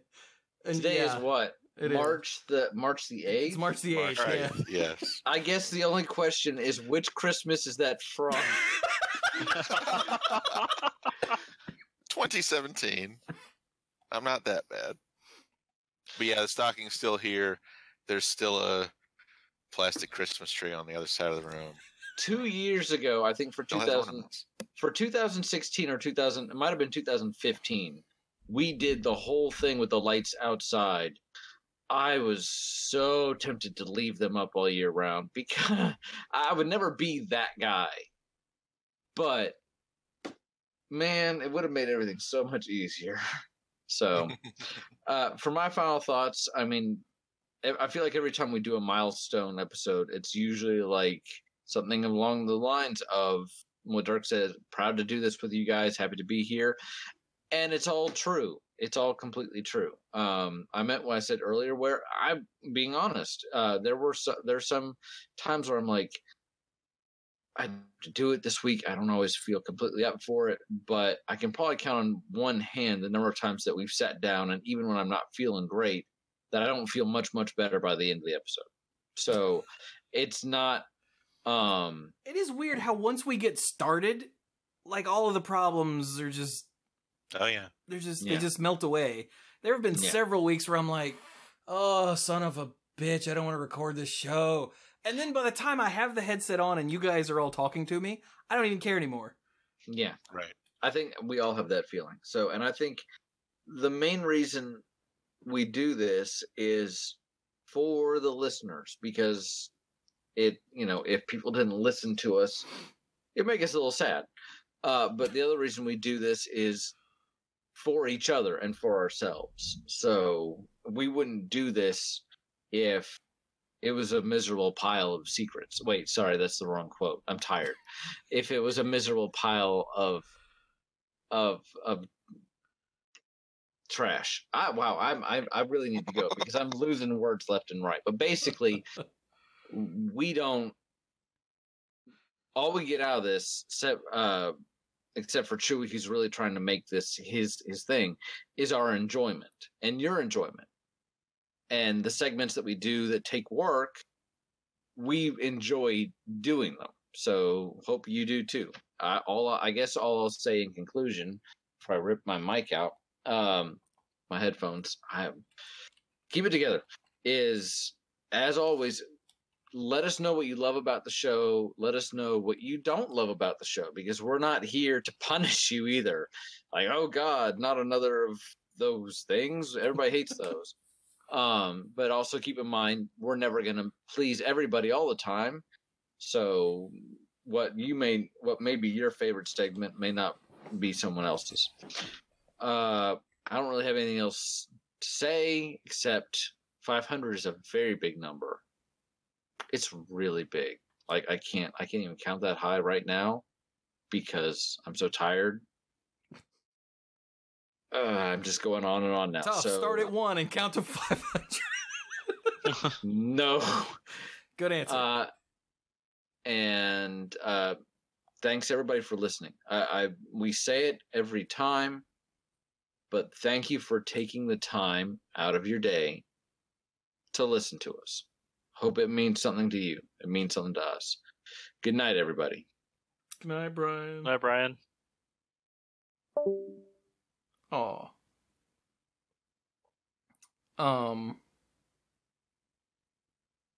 There's something I was going to follow up to with that, but I already forgot what it was. I got to start writing this down. Now I sound like Brian. What?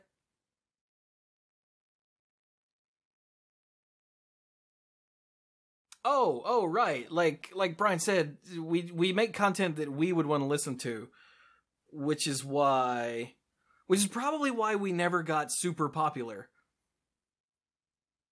like, I mean, it sounds weird to say that, but there are other shows that are just bigger than us by far. But we never felt the urge to alter what we do for popularity. Mm-hmm. Like, and we never tried to get into like any kind of analytics or other study of what to do to get that popularity breakthrough. yeah. Like, Yeah, people... I'll give you guys that credit. You have not, changed who you are for the show. What you see of Chewie, add some more swearing, and that's Chewie.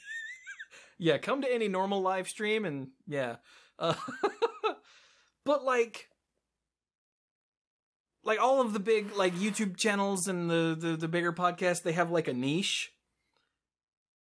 Like Limited Resources is of course like the biggest Magic podcast. Yeah. And they have this very specific niche they fit into, and everyone interested in that niche goes to it. And it's great. I used to listen to MTG Radio back in the day, and they turned into a Commander podcast. Sorry, they turned into an EDH podcast.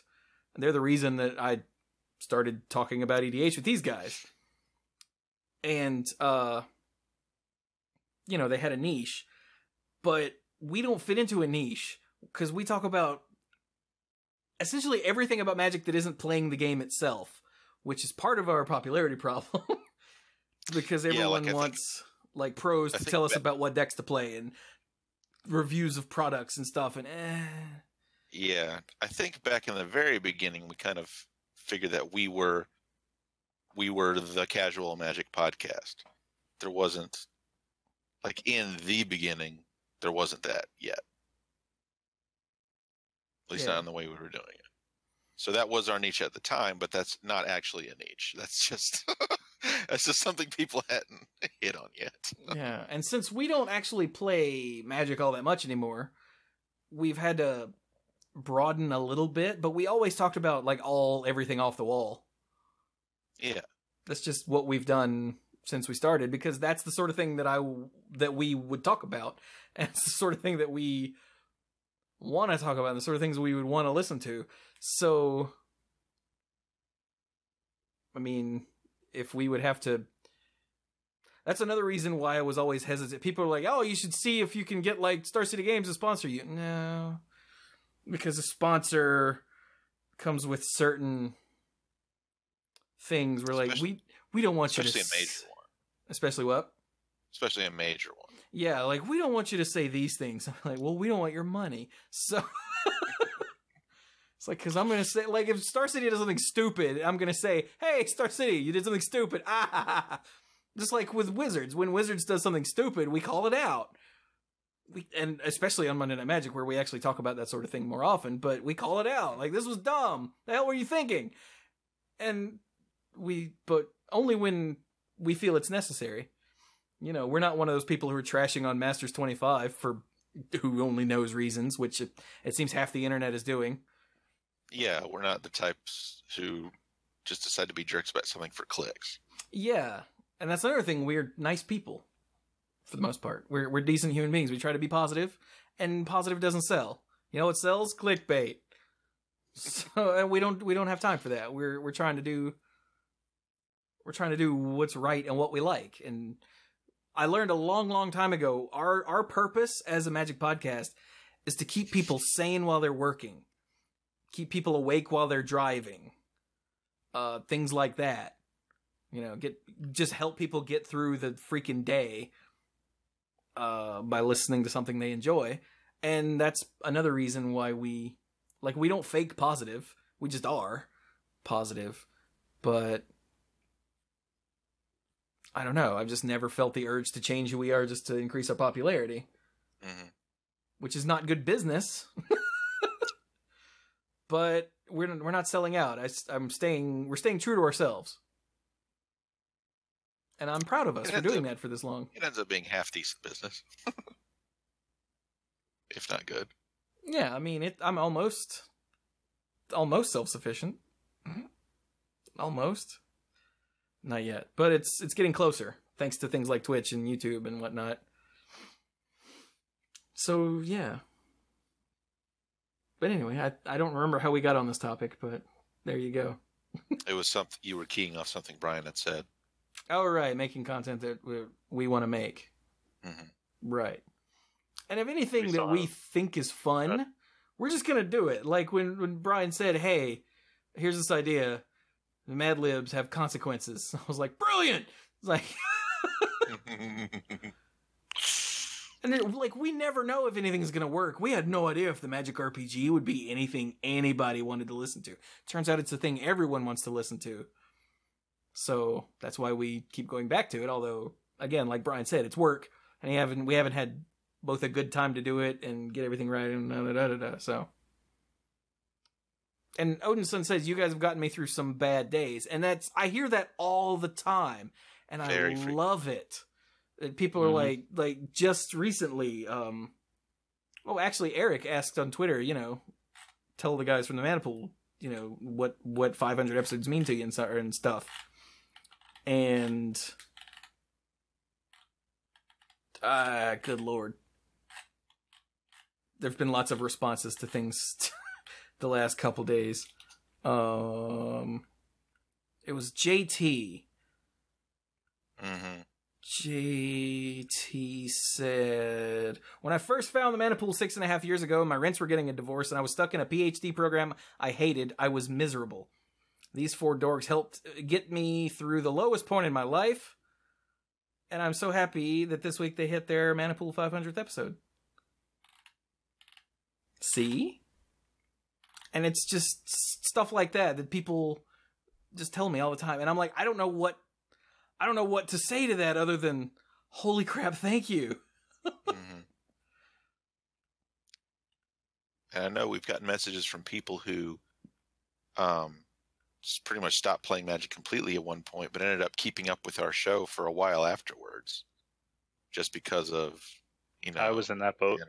The entertainment value, yeah, and the help it gave them. So, yeah. And we love you guys for it. And we're glad to help. Like I said, I learned, it's like year 2 or 3 that I realized that was our purpose, was to just give people something to listen to and make, oh, dude, there's a new Manipool, sweet. And just that, because I would do that with podcasts I listen to. I'd be like, oh, dude, there's a new insert podcast here, sweet. Mm-hmm. And I used podcasts to get me through my horrible, crappy jobs that, were soul-destroying, especially the last one, the soul-destroying misery job, the dark times. If I didn't have podcasts to listen to while I was there, I distinctly remember getting some rants about those through various shows, and I believe at the time also Facebook. Probably. So, yeah.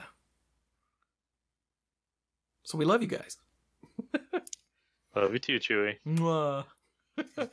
Also, when I met Jake for the first time, I was like, dude, can I bum a pen? Because Mike's dumbass forgot a pen. And he reached into his bag and pulled out this giant stack of pens. He's like, here.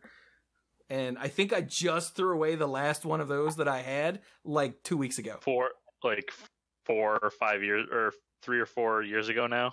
Yeah, it was at GP New Jersey, whenever that was. But you pulled out like this many, where you're like, here. I'm like, yeah. Jesus. Yeah, I had a bag of bank pens that were given to my family, yeah. Yeah. I was passing them out to people. Like, you need a pen here, just keep it. And I just went to use one to write my rent check last month. Actually, I went to write my rent check, and it wouldn't write. And I'm like, well, and I threw it away, and I went to grab another one, and there weren't any. So, thanks, buddy. So what you're telling me is we need to do, a hostage exchange. I'll send you some pens. You send me some Magic Manipool sleeves. Sure. No, I'm joking. I could just grab pens now. I'm at home, but.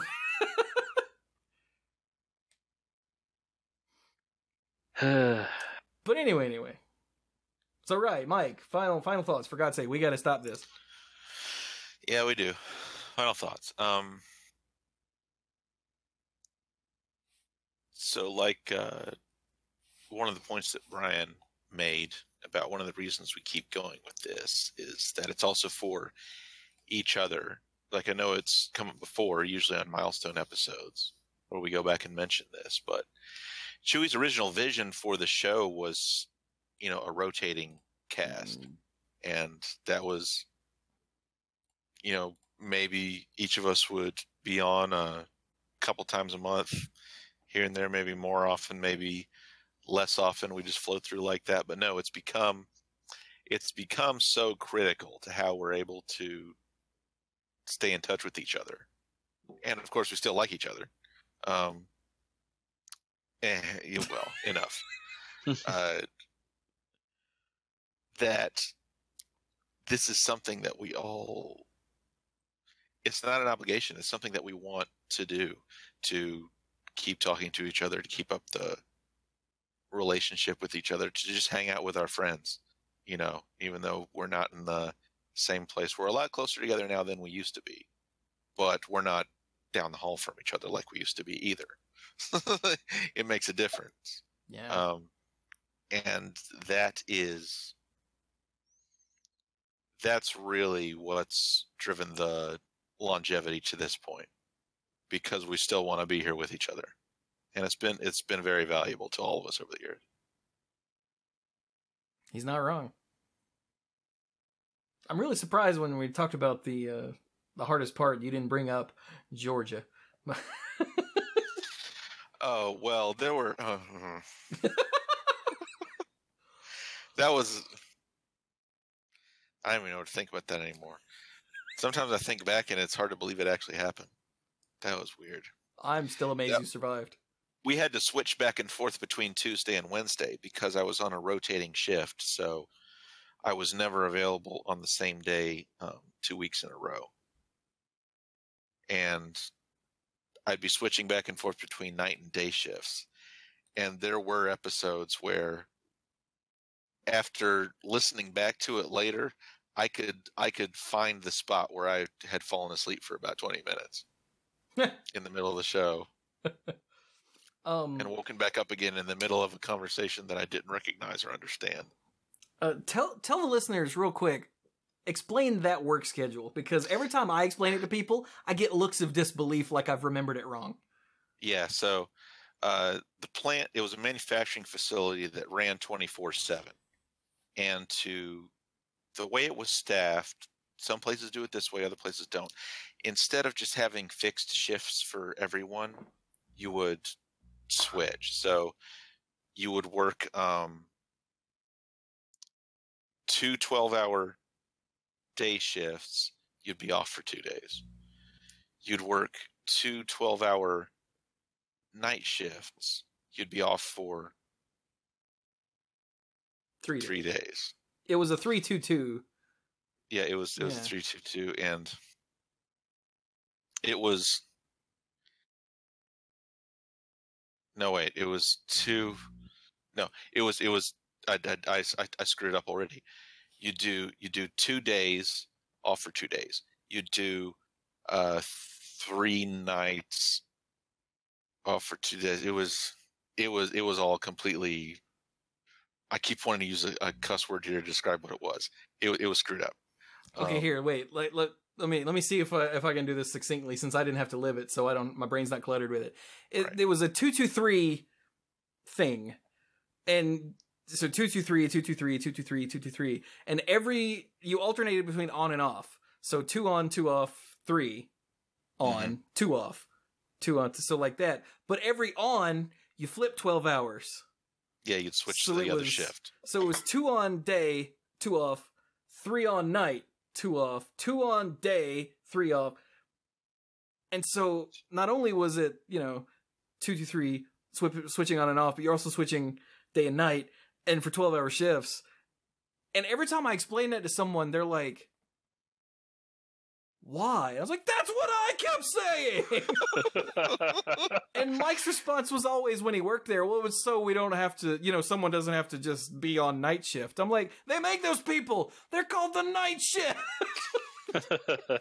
Yes, there are other ways to do it, but for whatever reason, Procter & Gamble didn't want to do it that way. And that's just how Procter & Gamble ran their manufacturing facilities. It was the same way at the one in Pennsylvania that I would get sent to do project work sometimes. Yeah. Oh, Evan calls it swing shift. Nickel Nuts is like, continental shift. I did that for 2 years. Yeah, but did you guys switch? Oh, Ours used to be 2 weeks on days, then switch to nights for 2 weeks. See, that sounds somewhat human. That sounds more reasonable. Yeah. But the whole every time you're on, you've rotated 12 hours. Mm-hmm. That's insane. I do miss having a couple days off every couple days. It was so easy to keep up with errands and laundry and all kinds of crazy crap. Man, it was wonderful. Yeah, because you spend one of those days dead and the other day but then of course working. but then of course, you take off, hours off at the end of your life every time you do this. So there's a small problem there. So by my math, Mike should be dead in. Hang on, let me check my spreadsheet. Mike, you should have died 6 weeks ago. Huh. Yeah. Sheer anger. Thank goodness my math is wrong. Sheer anger is keeping Mike alive at this point. So yeah. Like I said, I don't know how we got through that. And that was the same time we were having all the god-awful technical difficulties. Yes, I remember this. So, yeah, it was bad. I remember there was 1 week where I was traveling for work and I'd forgotten to bring my microphone. So because I had a set of headphones with me with a traditional plug, I was able to plug them into the audio in port and use them as a really crappy microphone. Because Mike is a wizard. Squee actually brought this up on a live streamer when we were shooting The Breeze or something, and I was like, yeah, we're going to have to get everyone a camera. And he said something effective, well, Mike will figure out that if he yells into a monitor, he can use it as a camera. And I was like, I don't think that's how that works, but if anyone could do it, it would be Mike.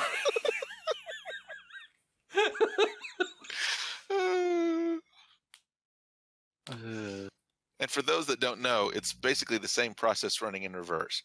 When you, for headphones, you send the signal. It's an electrical current, and the current agitates the magnetic field around the magnet in the speaker, and that bumps up against the air and makes a sound wave. Microphone just works in the other direction. The sound waves bump on the magnet, which agitates the magnetic field, and the accelerating magnetic field induces a current that creates the signal for the in. It's the same process, just working in two different directions. So yeah, he was using his headphones as a really crappy microphone, but it worked, really, and we had Mike on the episode. So mm-hmm. It doesn't work with a USB hookup because that interface for in and out the signal is all software controlled. It's not science controlled. It doesn't work. Science controlled. That's awesome. Yeah. Science controlled. So how are we on final thoughts, Mike? You good? Yeah, that's the limit of it. Fair enough. Oh wait, Damashi's wondering what Mike does. I have TMP. I drive too, unfortunately. Brian's a lawyer. Dirk's a teacher. Mike is a like a pricing analyst. Is that the term? Yeah. Mm-hmm. I used to be an industrial and systems engineer. That was when I was working in Georgia. But now I work more on the pricing and financial analysis part of doing engineering and proposal writing for logistics projects. Yeah. Yeah. Which, if you, Damashi, you said soon you'll hop on the odds and ends. You'll get to hear him complain about work periodically. We had a glowing recommendation from Rectos on Twitter about the odds and ends. He said listening to you and Mike complain about work is just so damn entertaining. And I was like, nice.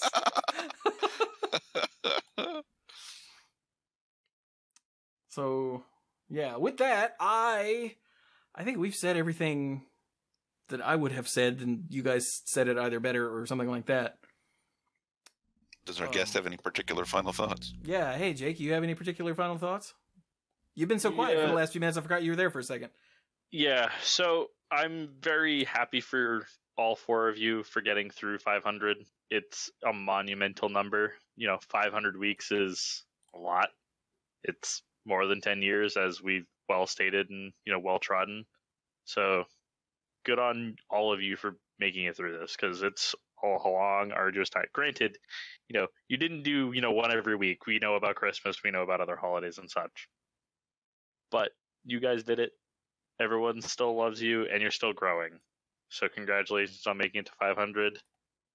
For those of you who do go to big events, I will be at GP Hartford. I will be one of the judges wearing black.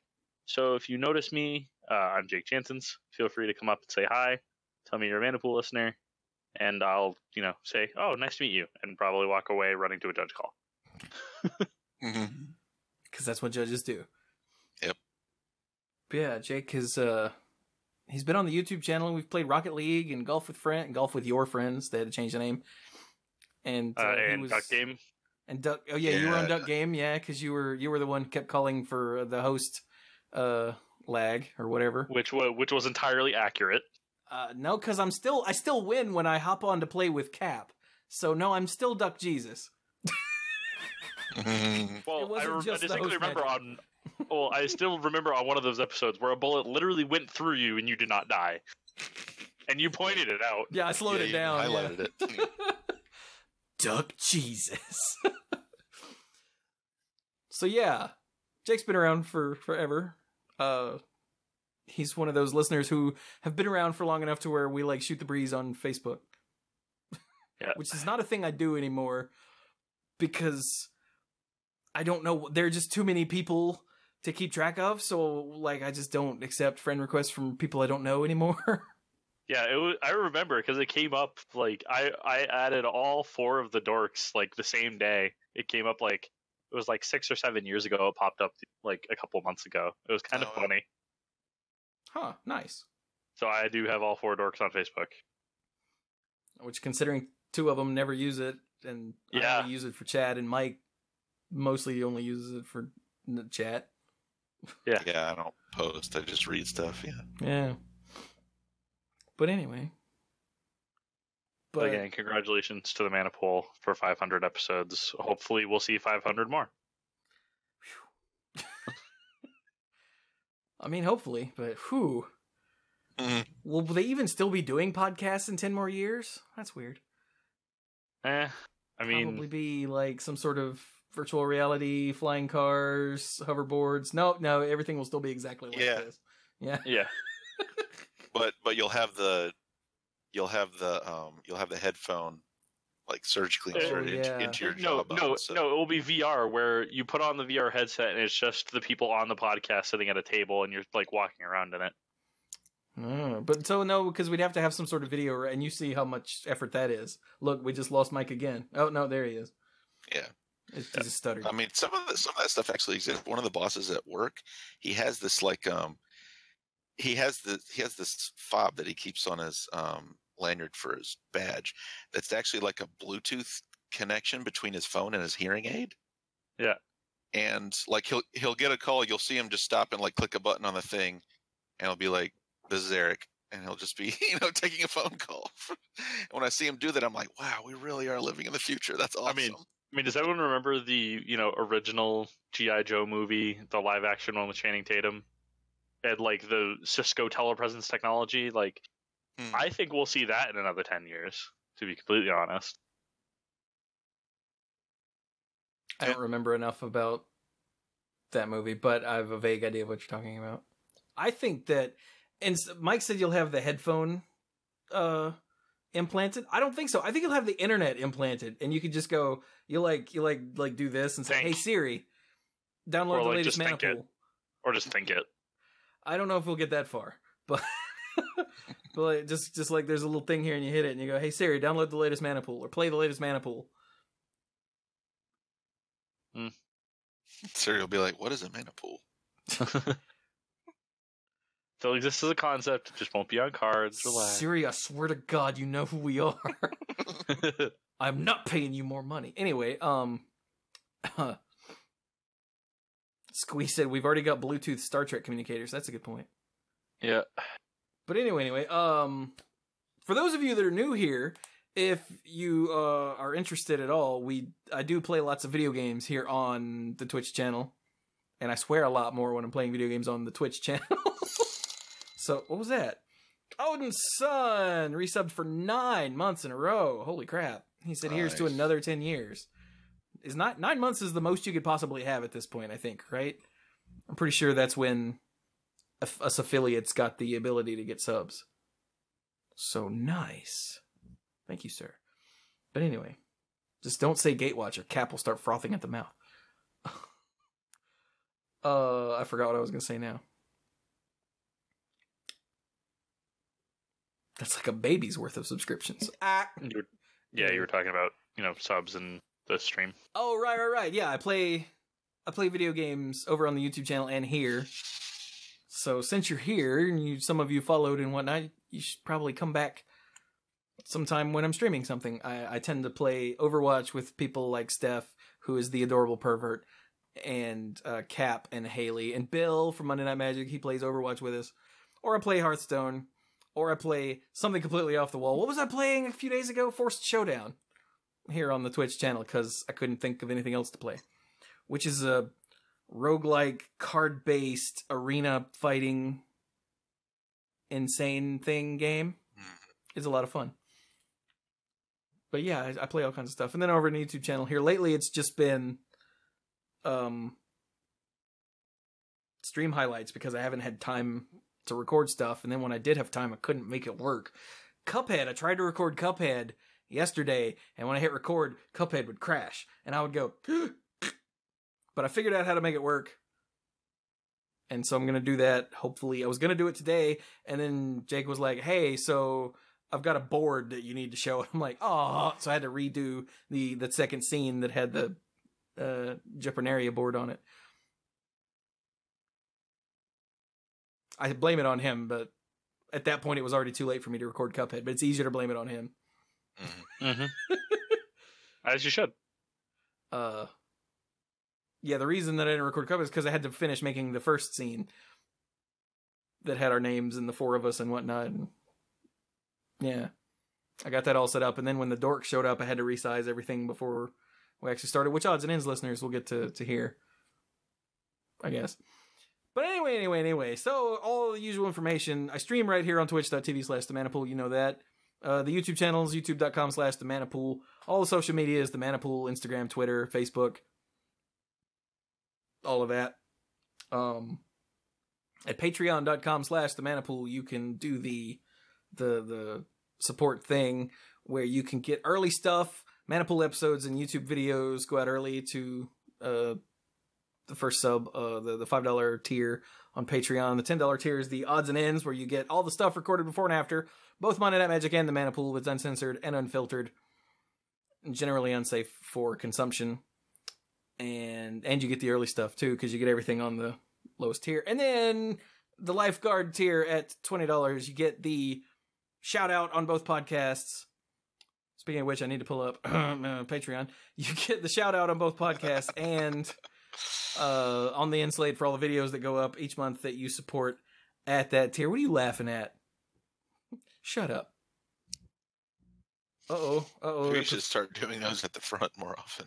They're performing maintenance on Patreon. It'll be offline starting in 27 minutes. Whew, thank goodness. So a big thanks to the following exceedingly generous people: Kim Ho, Andrew Hunt, Al, Rafe Gall, Corey Cloutier, Paul David, Lance Delicious, Tim U. Hellas Are You, John Morris, Stuart Slaw, PJ McMullen, Bosco Bertain, Casey, Nathan Hay, Danny Liao, AJ Javieres, Cody Buckowing, Jake Janssens. Hey, that's me. What? That guy. I love that guy. Jason Kaus, Brian DeLucci, Stark Maximum, Jimmy Scott, Dan Holm, Mike Miller-Burned, and Aaron Goodwine, the Beast Father. Very many of you were here tonight, and I really appreciate you guys coming to hang out. Like a bunch of you actually were here tonight. Wow. Nice. It's like they really care. It's like I saw a lot of those names popping up as likes to the tweet announcing 500 being on the stream tonight. So glad to hear all of you. So yeah, with that, we're gonna stop. So this has been the Manapool 500 Magic Jeopanaria. How did we come up with it? Jeopanaria? Because Dominaria? Yeah. Jeopanaria? Yeah, there we go. Extravaganza. A big thanks again to Jake for doing all this for us. He's a sweetheart. You're my horse if you don't ever win a race. And he's also an award-winning robotics guy, too, so...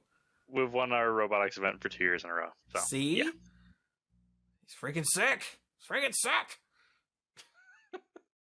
And he's a judge, and he'll be... Where are you going to be? GP Hartford in a couple weeks in April. There you go. How does Patreon decide the order? I have no idea how Patreon decides the order. Yeah, for a couple of them, I would have sworn it's alphabetical. It might be alphabetical by, like, longest standing. Maybe? Because there were a couple months where mine got rejected because I didn't have enough of my account. I was literally getting paid 2 days later, and I dropped to the bottom of the list. Yeah, I don't know. I just read it off every time I open it up, so... But yeah, I hope you guys enjoyed the... Let's see, what did we do this episode? The quick hits on the news leak thing. Yeah. We'll talk more about that in the future, I'm sure. The actual Jeopanaria. And then this impromptu Q&A. This was a lot of fun. And yeah, we're gonna kill the recording at the very least, the actual episode. Probably stop the stream. Stop the stream? Yeah, we'll stop the stream too. Yeah, stop the stream. So thank you all so very much for listening, watching, supporting, hanging out, whatever it is that you do. We appreciate it. And go play some Magic.